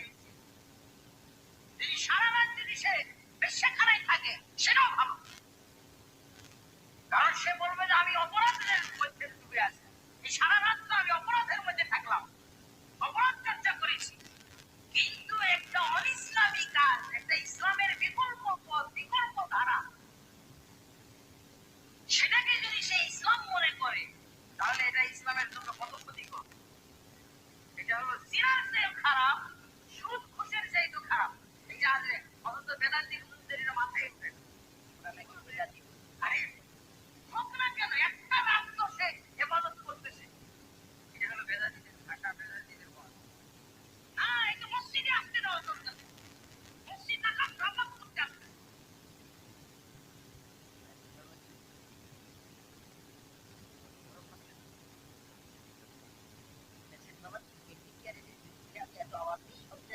সব জলসা নিয়ে বিরোধিতা করে।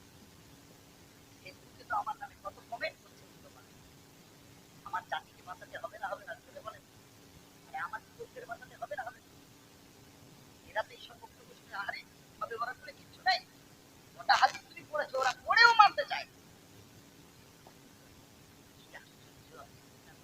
পুরো কথা বলছে মসজিদে গিয়ে ইবাদত করা ওই খারাপ জায়গায় গিয়ে ওখানে সময় কাটানোর থেকে আরো খারাপ। নাও শুনলেন তো নিজের কান।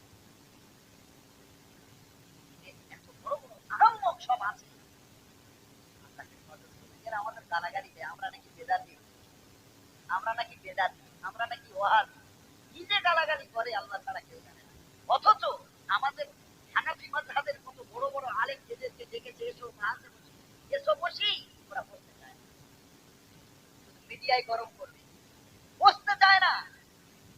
আমাদের এলাকায় একজন আলেম ওই রকম এলো, 10-12 জন ছেলেকে যারা নামাজ পড়তো না নামাজ শেখাবে, আলহামদুলিল্লাহ খুব ভালো। সব পর্যন্ত কি বুকে হাত মারতে শুরু করেছে, পা ফাঁকা করে নামাজ পড়ে। কি অবস্থা! আমি গিয়ে ধরলাম, বাংলাদেশ থেকে এসেছে, জেল খাটা আসামি, জেল থেকে পালিয়ে এসেছে। আমি কি যখন জিজ্ঞেস করলাম বললো না আমি নামাজ ধরি, এইভাবে নিয়ত তো করতে হবে, আমি করি, ওরা নিজেরা শিখে পুরো কথাটাই অ্যাভয়েড করে চলে গেল। আল্লাহর মা আমার এলাকার জলসা সব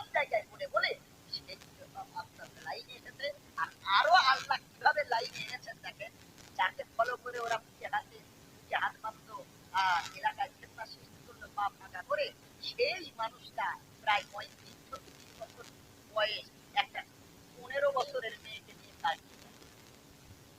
বাহ, এটা আল্লাহর পক্ষে ছিল সত্যি। মার আল্লাহ,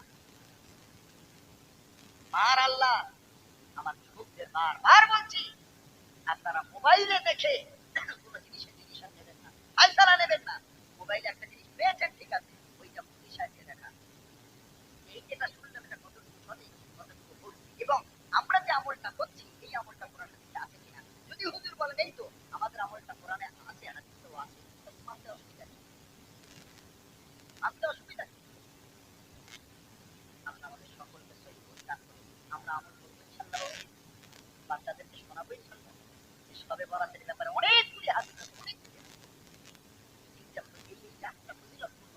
নবীজি বলেছেন এই 15 তারিখে দিনে রোজা করো, রাতে সিয়াম করো, রাতে নামাজ পড়ো। আল্লাহ নবী বলেছেন ইবাদত করো, ইবাদতে কাটাও এই রাত। আল্লাহ রাব্বুল আলামিন বলেন শাবান মাস গেল, শাবান ইবাদত হলো, রোজা হলো, ইবাদত হলো, প্রস্তুতি গ্রহণ করা হলো, এরপরে রমাদান ঢুকেছে।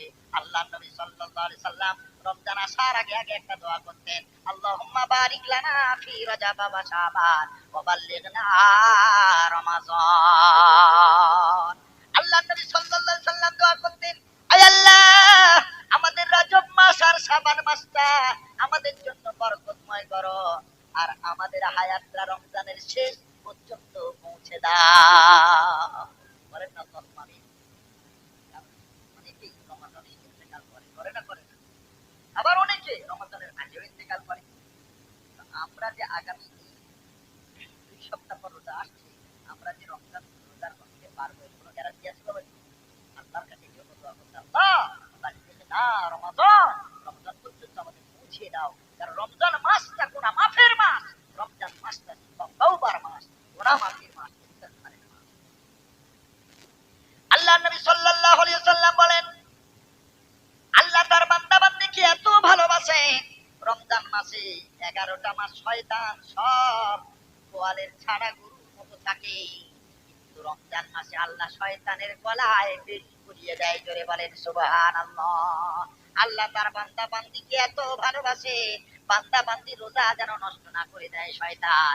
এই জন্য করে নবী বলেন অসুলসিলাত মারাদাত শায়াতিন, শয়তানগুলিকে শৃঙ্খলিত করা হয়, শিকল দিয়ে বেঁধে দেওয়া হয়, আর তাদের দরিয়ার ভিতরে তাদের ফেলে দেওয়া হয়, যাতে করে রমজান মাসে আল্লাহর নবীর আখেরি উম্মতি রোজা যেন নষ্ট না করে দেয়। সব শয়তান বন্দী, সব শয়তান বন্দী। তারপরেও কিছুজন রোজা করে, করে না, আছে না নাই বাবাজি? হ্যাঁ, শয়তান তো সব বন্দী হয়ে গেল, আর যে সব শয়তান গুলো রোজা করলো না, মনুষ্যরূপী শয়তান, এরা আবার কোন শয়তান? শয়তান যদি থাকতো না হয় ধোকা দিত, রোজা করতে বাধা দিত। শয়তান তো সব বন্দী, সবাই কি রোজা করে বাবাজি? হ্যাঁ, এদের আবার কোন শয়তান ছাড়া আছে? আমি এর উত্তরে ভাবে দিই, একটা বিয়ে বাড়িতে বিশাল রান্না হলো, 8-10 দিক রান্না হলো, উনানে রান্না হলো, উনানের সব আগুন তুলে ফেলা হয়েছে, রান্নাও কমপ্লিট, সব খেয়ে বাড়ি চলে গেছে। উনানের যে আগুন গুলো ছিল, কাঠের আগুন, সব তুলে ফেলা হলো। আগুন তুলে ফেলার পর, আগুনটা বন্দি করার পর, তারপরেও ওই চুলা বা ওই উনানের আশপাশটা গরম থাকে না, থাকে না বলেন? থাকে না?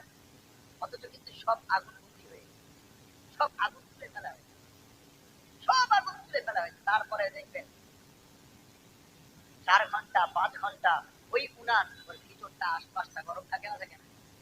আগুন কিন্তু নাই, আগুন সব তুলে ফেলা হয়েছে। কিন্তু এতক্ষণ যে রান্না হয়েছে, রান্নার ফলে এতক্ষণ যে ওতে আগুন জ্বলেছে, সেই জ্বলার পরে আশপাশটা গরম থাকে না, থাকে না? আমি উদাহরণ দিই, 11 মাস শয়তানের গোলামি করলাম, শয়তান আমাদের পীর হয়েছে, আমরা শয়তানের মুরিদ হলাম। একটা মাস যদি শয়তানকে তুলে নেওয়া হয়, বন্দী করা হয়, শয়তান আমাদের এমন মুরিদি বানিয়েছে, বলে পীর সাহেব তুমি বন্দী হও, আমরা একাই চলতে পারি।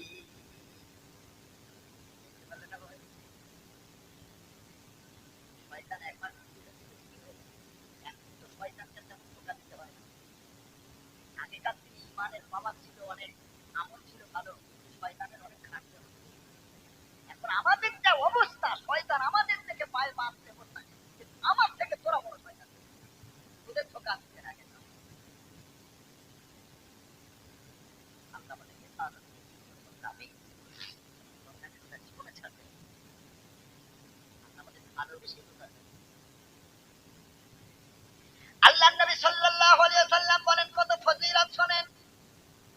নবীজি বলেন ফুতিহাত আবওয়াবুস সামা, রমজানের বরকতে আল্লাহ রাব্বুল আলামিন আসমানের সব রহমতের দরজাগুলো খুলে রাখে। ওকুল্লিকাত আবওয়াবুন নার, আর জাহান্নামের সব দরজা এই রমজানের ফজিলত, রমজান মাসের বরকতে জাহান্নামের সব দরজা বন্ধ হয়ে যায়। রমজান মাসে কাফেরেরও শাস্তি, কাফেরদের শাস্তি হয় না, জোরে বলেন না। রমজান মাসে মুশরিকের শাস্তি হবে না, কাফেরের শাস্তি হবে না। পৃথিবীর যত বড় আসামি হোক, যত বড় পাপী হোক, রমজানের বিনিময়, রমজানের ফজিলতে, রমজানের বরকতে পৃথিবীর কোন মানুষের আল্লাহ আযাব দেয় না।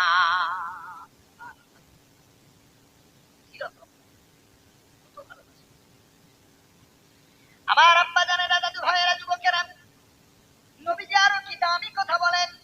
আল্লাহ নবী সাল্লাল্লাহু আলাইহি সাল্লাম বলে রমাদান মাসে আল্লাহ তাআলা বান্দাকে কত ভালোবাসেন। খালি পেটে থাকলে মুখে একটা গন্ধ সৃষ্টি হয়,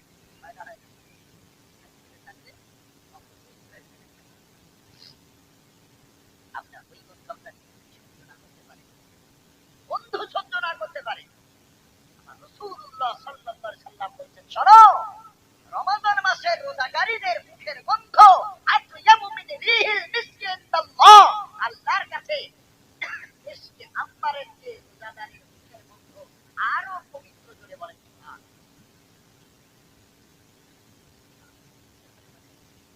দ্বিগুণ আবিতে হরিণীর দ্বিগুণ আবি, আবিতে একটা আতর পাওয়া যায়,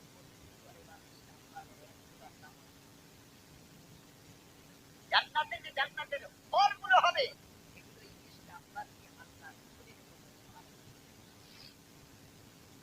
সুবাসিত করবে।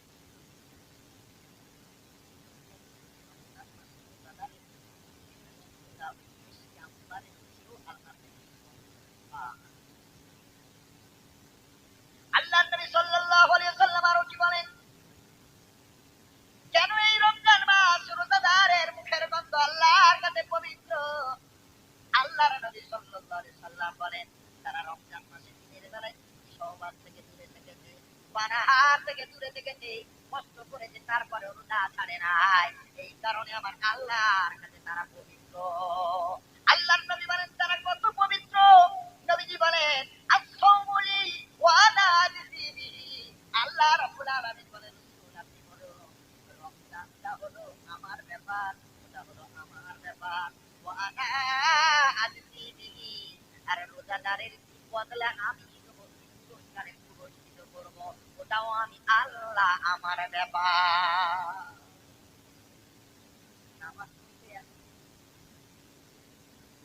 হজ করলে এত, দান করলে এত, আছে না নাই? রোজা করলে কোনো হাদিসে পেয়েছেন যে আল্লাহ তো বলেছেন রোজা করলে এত, তার কতটা সওয়াব দেবেন আল্লাহ নিজে কাছে রেখেছেন। আল্লাহ বলেছেন রাসূল আপনি বলুন রোজার কতটা সওয়াব, এটা আমি আল্লাহ নিজ ইচ্ছায় দেব, এটা আপনার বর্ণনা করার দরকার নেই। সুবহানাল্লাহ বলে আমার ব্যাপার, মানাজ দিবি, এই রোজার কি বদলা দেবো সেটাও আমার ভাইয়ের আমার।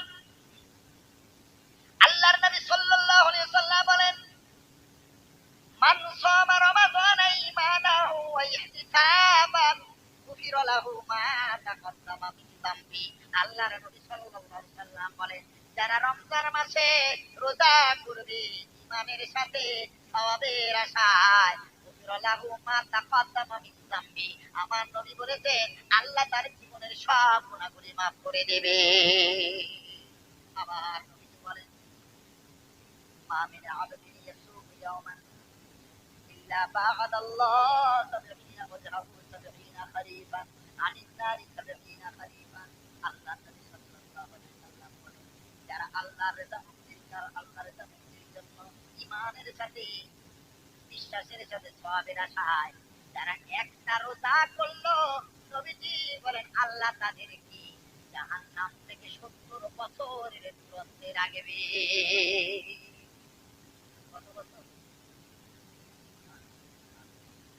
আল্লাহ নবী সাল্লাল্লাহু আলাইহি ওয়াসাল্লাম বলেন, যারা রোজা করলো, একটা রোজা যদি ঈমানের সাথে করে, বিশ্বাসের সাথে আর সওয়াবের আশায়, ইল্লা বা'আদাল্লাহু আনিন্নাস ওয়াজহাবু আনিন্নারি 70 খরিফান। রাসূল বলেছেন আল্লাহ তার বান্দাকে একটা রোজার বরকতে কত বছর করেছে? 70 বছর জাহান্নাম থেকে দূরে রাখে। আরো অবাক হবেন, নবীজি কি কথা বলেন, জান্নাতের অনেক দরজা আছে গো, তার ভিতরে একটা দরজার নাম হলো রাইয়ান। আল্লাহ নবী সাল্লাল্লাহু আলাইহি ওয়াসাল্লাম বলেন, ইন্না ফিল জান্নাতি বাবান, জান্নাতে একটা দরজা আছে, ইকালু লাহু রাইয়ান, ওই দরজার নাম হলো রাইয়ান। ওই রাইয়ান নামক দরজা হতে কারা জান্নাতে যাবে শুনে, কিয়ামতের দিন, মুসিবতের দিন আল্লাহ রাব্বুল আলামিন জিজ্ঞেস করবেন, মানিস সাইল, মানিস সাইল, এ রোজাদারেরা কোথায়, রোজাদারেরা কোথায় এসো।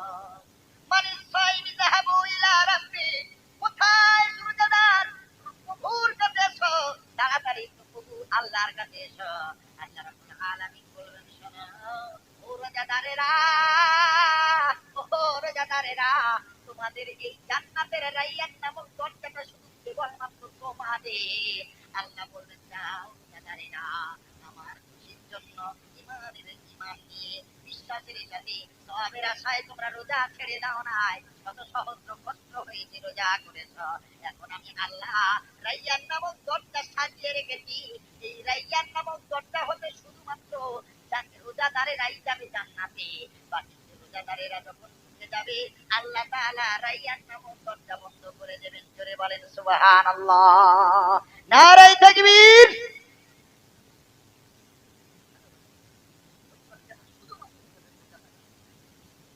শুধুমাত্র রোজাদার। আমরা অনেকে রোজা করি, এগাল ছেড়ে যুবক যুবতীদের রোজা করি। মানে বাবা আপনারা নাকি মেয়ের বয়স 12 বছর হয়ে গেছে, মেয়ের বয়স 10 বছরের বেশি হয়ে গেছে, এগাল ছেলে সাবালক সাবালিকা, তাকে যদি কোনো বাপ মা রোজা করতে বাধা দেয়, ওই বাপ মায়ের রোজাটা আল্লাহর দরবারে কবুল। পরীক্ষার উত্তর দেয়, আরে কি আমাদের মা, কে আমাদের তোমার এই সন্তান, কে আমাদের কোনো মা মা একটা দিকে দাও না মা, আমি যদি না খেতাম তুমি তো খেতে না, আমি স্কুল থেকে না আসা পর্যন্ত তুমি খানা খেতে না, আগে আমাকে খাওয়াতে তারপরে তুমি খেতে। খোদার কাছে কত, এই মাকে আমাদের দিন বলবেন তুই আমার সন্তান, এই বাপকে আমাদের দিন বলবেন তুই আমার বেটা না, তুই আমার মেয়ে না। কিসের মায়া করে, কিসের মায়া করে, নিজের মামলটা নামাজে রোজাতে বাধা দেবেন না, ইনশাআল্লাহ করেন। আরো উৎসাহিত করেন, বাবা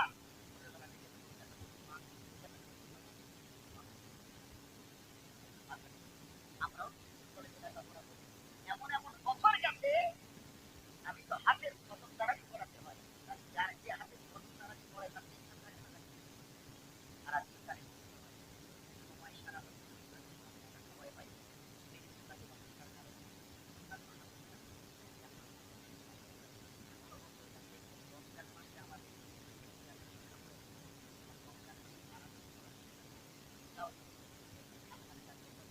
যারা বলে আমার ছেলেমেয়েরা পরীক্ষা দিচ্ছে, আবার আমিও পড়েছি, পরীক্ষাও দিচ্ছি, আমার সময় সন্তান আমরা পাচ্ছি না, আমরা পারলাম না। আল্লাহ রাব্বুল আলামিন বলেন, আল্লাহর ভয় যাদের আছে, কিয়ামতের ভয়, আখিরাতের ভয় যাদের আছে,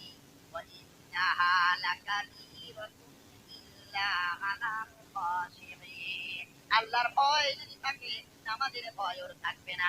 রোজা করলে শরীর ভেঙে যাবে এই চিন্তা ওর আসবে না। ও নিজের সন্তান ছেলে মেয়েদেরকে রোজা করতে বাধা দেবে না। আল্লাহর ভয় না থাকার কারণে ভাইয়ের আমার আল্লাহ কত ভালোবাসেন। নবীজি বলেছেন একটা রোজা যদি কেউ ইচ্ছা করে ছেড়ে দেয় কটা করতে হয় বাবাজি আপনারা বলেন? ইচ্ছা করে ছাড়ে কটা?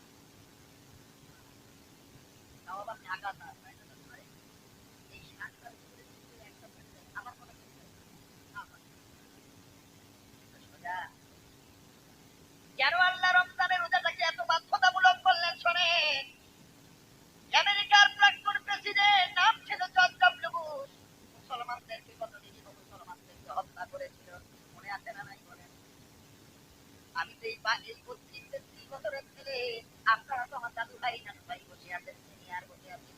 এই যে আজ আপনারা জানেন কত মুসলমানকে হত্যা করলো, কত হাফেজকে হত্যা করলো, কত আলেমকে হত্যা করলো। ইসলাম বিদ্বেষী হয়ে গেল। জর্জ ডব্লিউ বুশ ইসলামের বিপক্ষে দাঁড়িয়েছে। আল্লাহ তার মেয়েটাকে ইসলামের পক্ষে ঢাল বানিয়ে দিয়েছে। রোজা নিয়ে গবেষণা করে জর্জ ডব্লিউ বুশের মেয়ে ইসলাম কবুল করেছে। জোরে বলেন সুবহানাল্লাহ।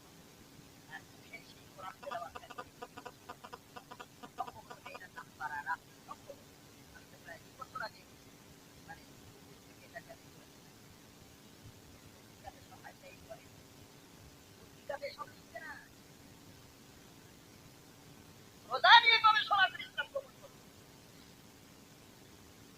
মেডিকেল সায়েন্স গবেষণা করে তারা মানতে বাধ্য হয়েছে মুসলমানদের কেন 30টা রোজা বাধ্যতামূলক। রোজার কসম করে বলছি শোনেন, একটা বই আছে কোরআনের সায়েন্স, কোরআন ও বিজ্ঞান, এই বইটা পড়বেন।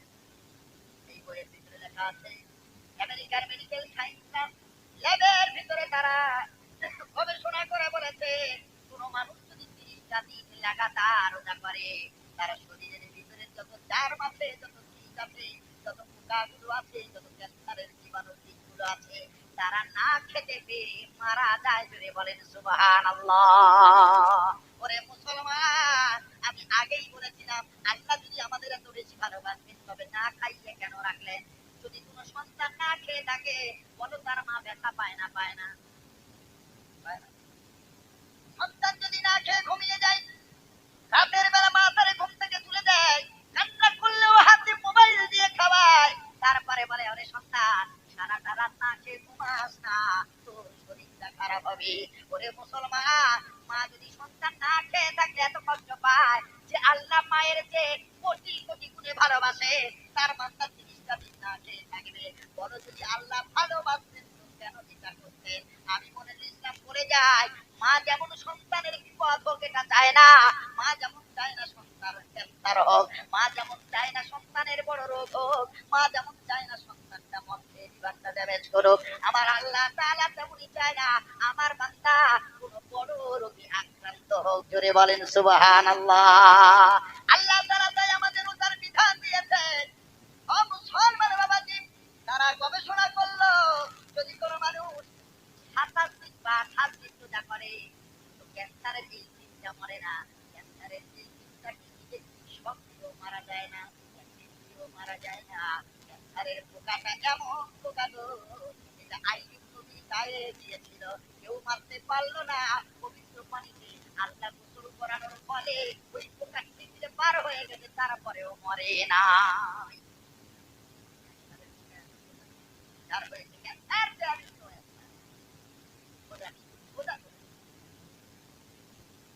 নবী বলছেন রমজানের রোজা বাধ্যতামূলক। আইন বলছে যদি কেউ 30টা রোজা কমপ্লিট করতে পারে তাহলে 30টা দিনের এত বরকত, রোজা না খেতে পেয়ে মারা যায়। সুবহানাল্লাহ। পেটের বহু জীবাণু শেষ হয়ে যায়, শরীর ভালো থাকে, কোলেস্টেরলের মাত্রা কন্ট্রোলের ভিতরে থাকবে, কোলেস্টেরল মাত্রা কমে যাবে, সুগার কন্ট্রোলে থাকবে।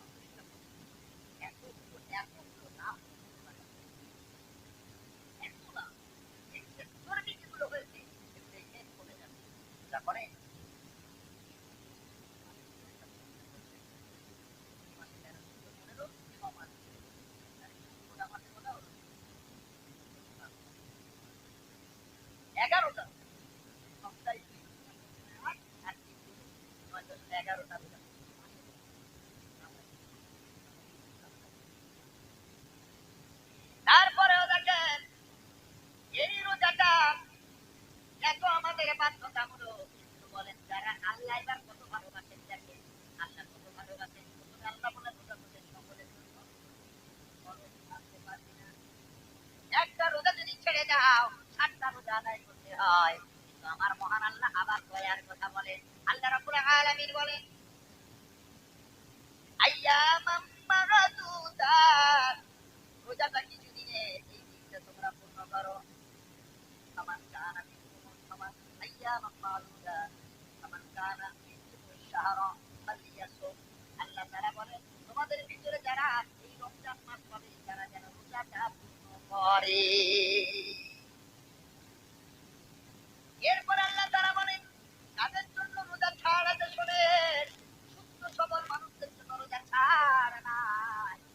যে আল্লাহ তাআলা রোজার ব্যাপারে এত কঠোরতা অবলম্বন করলেন, এত কঠোরভাবে তাকিদ দিলেন, সে আল্লাহ তাআলা বলেন শোনো গো, যখন তোমাদের ভিতরে কেউ মুসাফির হবে, সফরে যাবে, ভ্রমণ যাবে, আল্লাহ বলেন তাদের জন্য আমি আল্লাহ রমজানের রোজাটাকে মাফ করলাম। সফরে গেলে কষ্ট হবে না? এটা হলো মাটি বললাম, জায়গায় আরো তুমি সব জায়গায় আপনার আলহামদুলিল্লাহর অভাব নেই। সব জায়গায় ভালো ব্যবস্থা। তোমাদের ভিতরে যারা সফরে থাকবে كتب عليكم الصيام كما كتب على الذين من قبلكم لعلكم تتقون أياما معدودات। এরপরে আল্লাহ রাব্বুল আলামিন বলেন তোমাদের ভিতরে আও আলা আও মারিদন, যারা অসুস্থ হবে, ওই অসুস্থতা এমন অসুস্থতা ডাক্তার বলেছে যদি রোজা করো তোমার অসুস্থতা বেড়ে যাবে। আমার আল্লাহ তাআলা বলেন ডাক্তারের পরামর্শ নিয়ে রোজা আমি আল্লাহ মাফ করলাম। আল্লাহ দয়া দয়া আছে না নাই? যে আল্লাহ বলছেন 30 রোজার একটাও ছাড়া যাবে না, সেই আল্লাহই বলছেন যদি তোমাদের ভিতরে কেউ মুসাফির অবস্থায় থাকে, সফরে থাকে, আর তোমাদের ভিতরে আয়াতগুলো আমি একটু বার করি আরো বলতে সুবিধা হবে। কোরআন মাজিদের আয়াতগুলো তো পরপর যদি বলি তাহলে একটু চিন্তা করতে সুবিধা হয়, বুঝতেও সুবিধা হয়। আল্লাহ তাআলা বলেন আইয়ামাম মাদুদাত ফামান কানা মিনকুম মারিদান আও আলা সাফারিন ফাইদ্দাতুম মিন আইয়ামিন উখর। আল্লাহ তাআলা বলেন তোমাদের ভিতরে যারা সফরে যাবে, সফর ভ্রমণে যাবে এবং যারা বিমারগ্রস্ত হবে তাদের জন্য ফাইদ্দাতুম মিন আইয়ামিন উখর, যেই কদিন অসুস্থ হবে, যেই কদিন সফরে থাকবে, সেই কদিন রোজা ছেড়ে দেবে।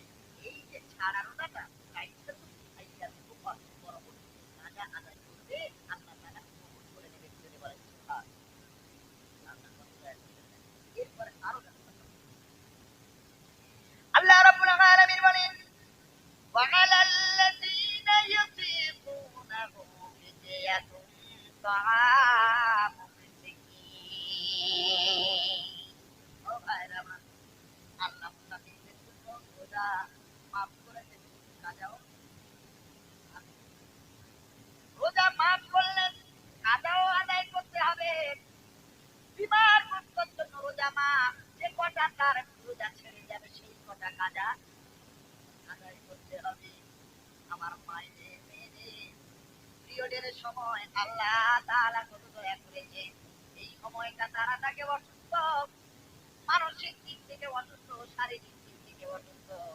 এই কারণে আমার আল্লাহ তাআলা আমার মা বোনদের ওই দিনগুলিতে রোজা মাফ করেছে।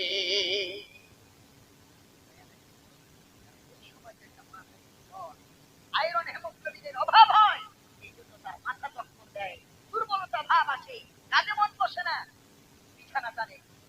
আল্লাহ তাআলা কি দয়া করলেন, আল্লাহ তাআলা বলে, এ আমার বান্দীরা, রোজা আমি ফরজ করেছি ঠিকই, তোদের ওই দিনগুলো ফরজ না করে বলে ওই দিনগুলো ছেড়ে দে, পরবর্তীতে তোরা আদায় কর। আল্লাহ তাআলা দয়া পাই আর এইবার মনে করেন কোন নারীর 30 দিন রোজা ছেড়েছে, কোন নারীর 4 দিন, কোন নারীর 5 দিন, কোন নারীর 7 দিন, কোন নারীর সর্ব বেশি, সব থেকে বেশি 10 দিন কোন নারী ছেড়ে গেল।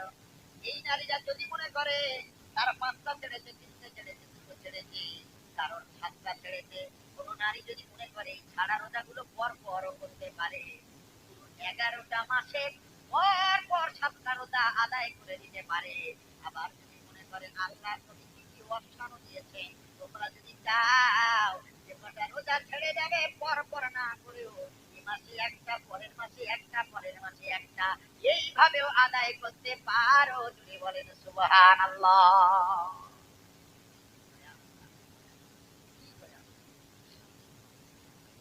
লাস্টে কথা বলবো আমার জানেন ভাইরা, মজা পাবেন। কারণ নারীদের জন্য কাজা আছে। বিমার কষ্টর জন্য রোজা ছেড়েছেন আল্লাহ, কিন্তু পরে তার কাজা করে দিতে হবে। মুসাফিরের জন্য ছাড় আছে, পরে পূর্ণ করতে হবে, কাজা করতে হবে। ভাইয়ারা এমন করে পড়েছে, আল্লাহ উঠে দাঁড়াতে, দাঁড়াবার আর আশ্বাস নাই, ক্ষমতা ডাক্তার আসতে দাঁড়াতে পারবে না। আবার আল্লাহ তাআলা তাদের কাজাও রাখেন, ক্ষমাও করেন। নারায়ে তাকবীর। আমাদের কাজা আছে, পরে করে দিতে হবে। যাদের পরে পারবে না, রোগটা তার ভালো হওয়ার চান্স আর নাই, আর সুস্থতা লাভ করার কোনো সুযোগ নাই। আল্লাহ তাআলা বলেন, কত দয়া করেছে। আল্লাহ তাআলা বলেন, শোনো, যারা জানো, তারা তো সুস্থ হতে পারবে না, সুস্থ না হলে কাজা রোজা করতে পারবে না। ঠিক আছে, আমরা যদি দায়িত্ব আমাদের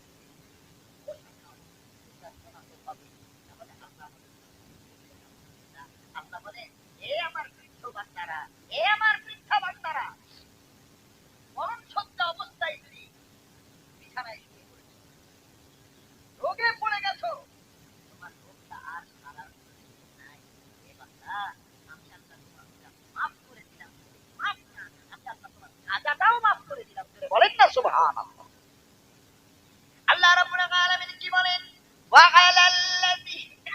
وعلى الذين يطيقونه فدية طعام مسكين।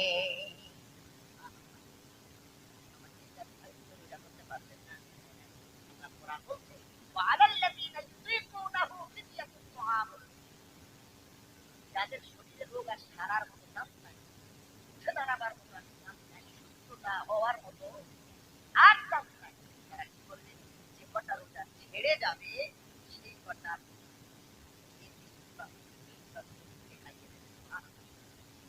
وعلى الذين يطيقونه فدية طعام مسكين। যারা রোজা রাখতে অক্ষম, এরপরে আর রোজা যারা কাজা করতে পারবে না, ফিদিয়া طعام مسكين, তাদের জন্য এক একটা মিসকিনকে খাওয়ানো, এটা ফিদিয়া স্বরূপ।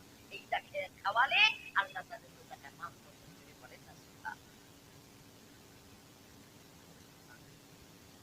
আরো শোনেন আল্লাহ রাব্বুল আলামিন কি বলেন?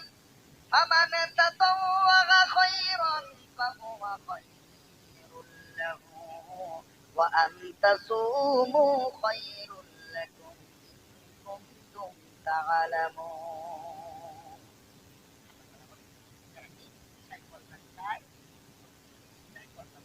ফাহুয়া খায়রুল লাহু, আপনি তো বললেন আমি গুনাহ ছাড়বো না, আল্লাহ আমার দিকে দায়িত্ব দেবে না। আমাকে নিজের কল্যাণ খুঁজতে হবে, কল্যাণকে তালাশ করো, তুমি কল্যাণ পেয়ে যাবে ইনশাআল্লাহ। ওয়া আনতাসুমু খায়রুল লাকুম, আল্লাহ তাআলা বলেন, তোমাদের জন্য আমি আল্লাহ রোজাটাকে উত্তম করেছি, তোমাদের জন্য কল্যাণময় করেছি।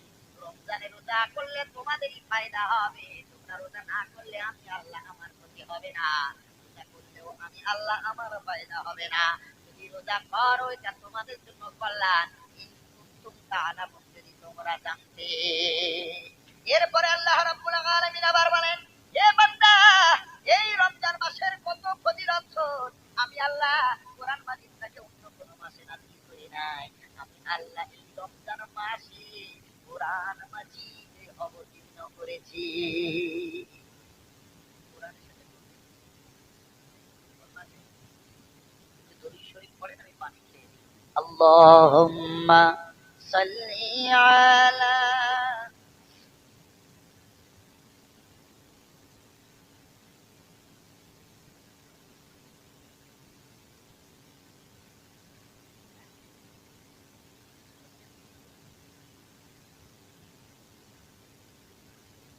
আচ্ছা মাগো বলো দেখি, রাত্রি কেন কালো? আরে সূর্যি মামা কোথা থেকে পেল এত আলো?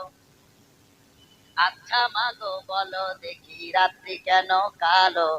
আর সূর্যি মামা কোথা থেকে পেল এত আলো? বুলবুলি সব নানা রঙের কেমন করে হয়? পাতাগুলি সবুজ কেন ফুলের মতো নয়? দুধ কেন মা এমন সাদা, মরিচ কেন ঝাল? আর আমগুলি সব পাকলে পরে হয় কেন মালাল? চিনি এত মিষ্টি কেন, তেঁতুলি এত টক, আর কালো এত কোকিল কেন, ফর্সা কেন বক? গাধার কেন সিং গজায় না, ঘোড়ার কাঁধে ঝুল? গাধার কেন সিং গজায় না, ঘোড়ার কাঁধে ঝুল? কলা গাছের হয় না তক্তা, তাই কি সৃষ্টি ভুল? মরব জেনে কোকোনাট কেন তৈরি করে চুলা? আর গান গেয়ে সে আগুন ধরায় এমন আত্মা ভোলা? কি পাখির নাই রে ডানা, কেমন খোদার সার? আর ঘোড়া কেন দাঁড়িয়ে ঘুমায় বলো আম্মি জান? সারা বছর ব্যাংকগুলি সব চুক্তি করে থাকে, বাদল পানি পেলে কেন মাতাল হয়ে ডাকে? পশু কেন কয় না কথা, মানুষ কেন কয়? বললাম আগো এসব এমন কেমন করে হয়? নারীর কেন গোব গজায় না, মুখে হয় না দাড়ি? নারীর কেন গোব গজায় না, মুখে হয় না দাড়ি? গলার সুরে মধু ভরা, বুকে দুধের হাঁড়ি। সকাল বেলা ঘাসের ডগায় শিশির কেন ঝরে? আর জল বিচুটি লাগলে কেন গা কুটকুট করে? বাঘের কেন বাচ্চা হয় 12 বছর পরে? বাঘের কেন বাচ্চা হয় 12 বছর পরে? আর সিংহ শাবক জন্ম নিলে শূন্যতে লাফ মারে। নারায়ে তাকবীর, নারায়ে তাকবীর।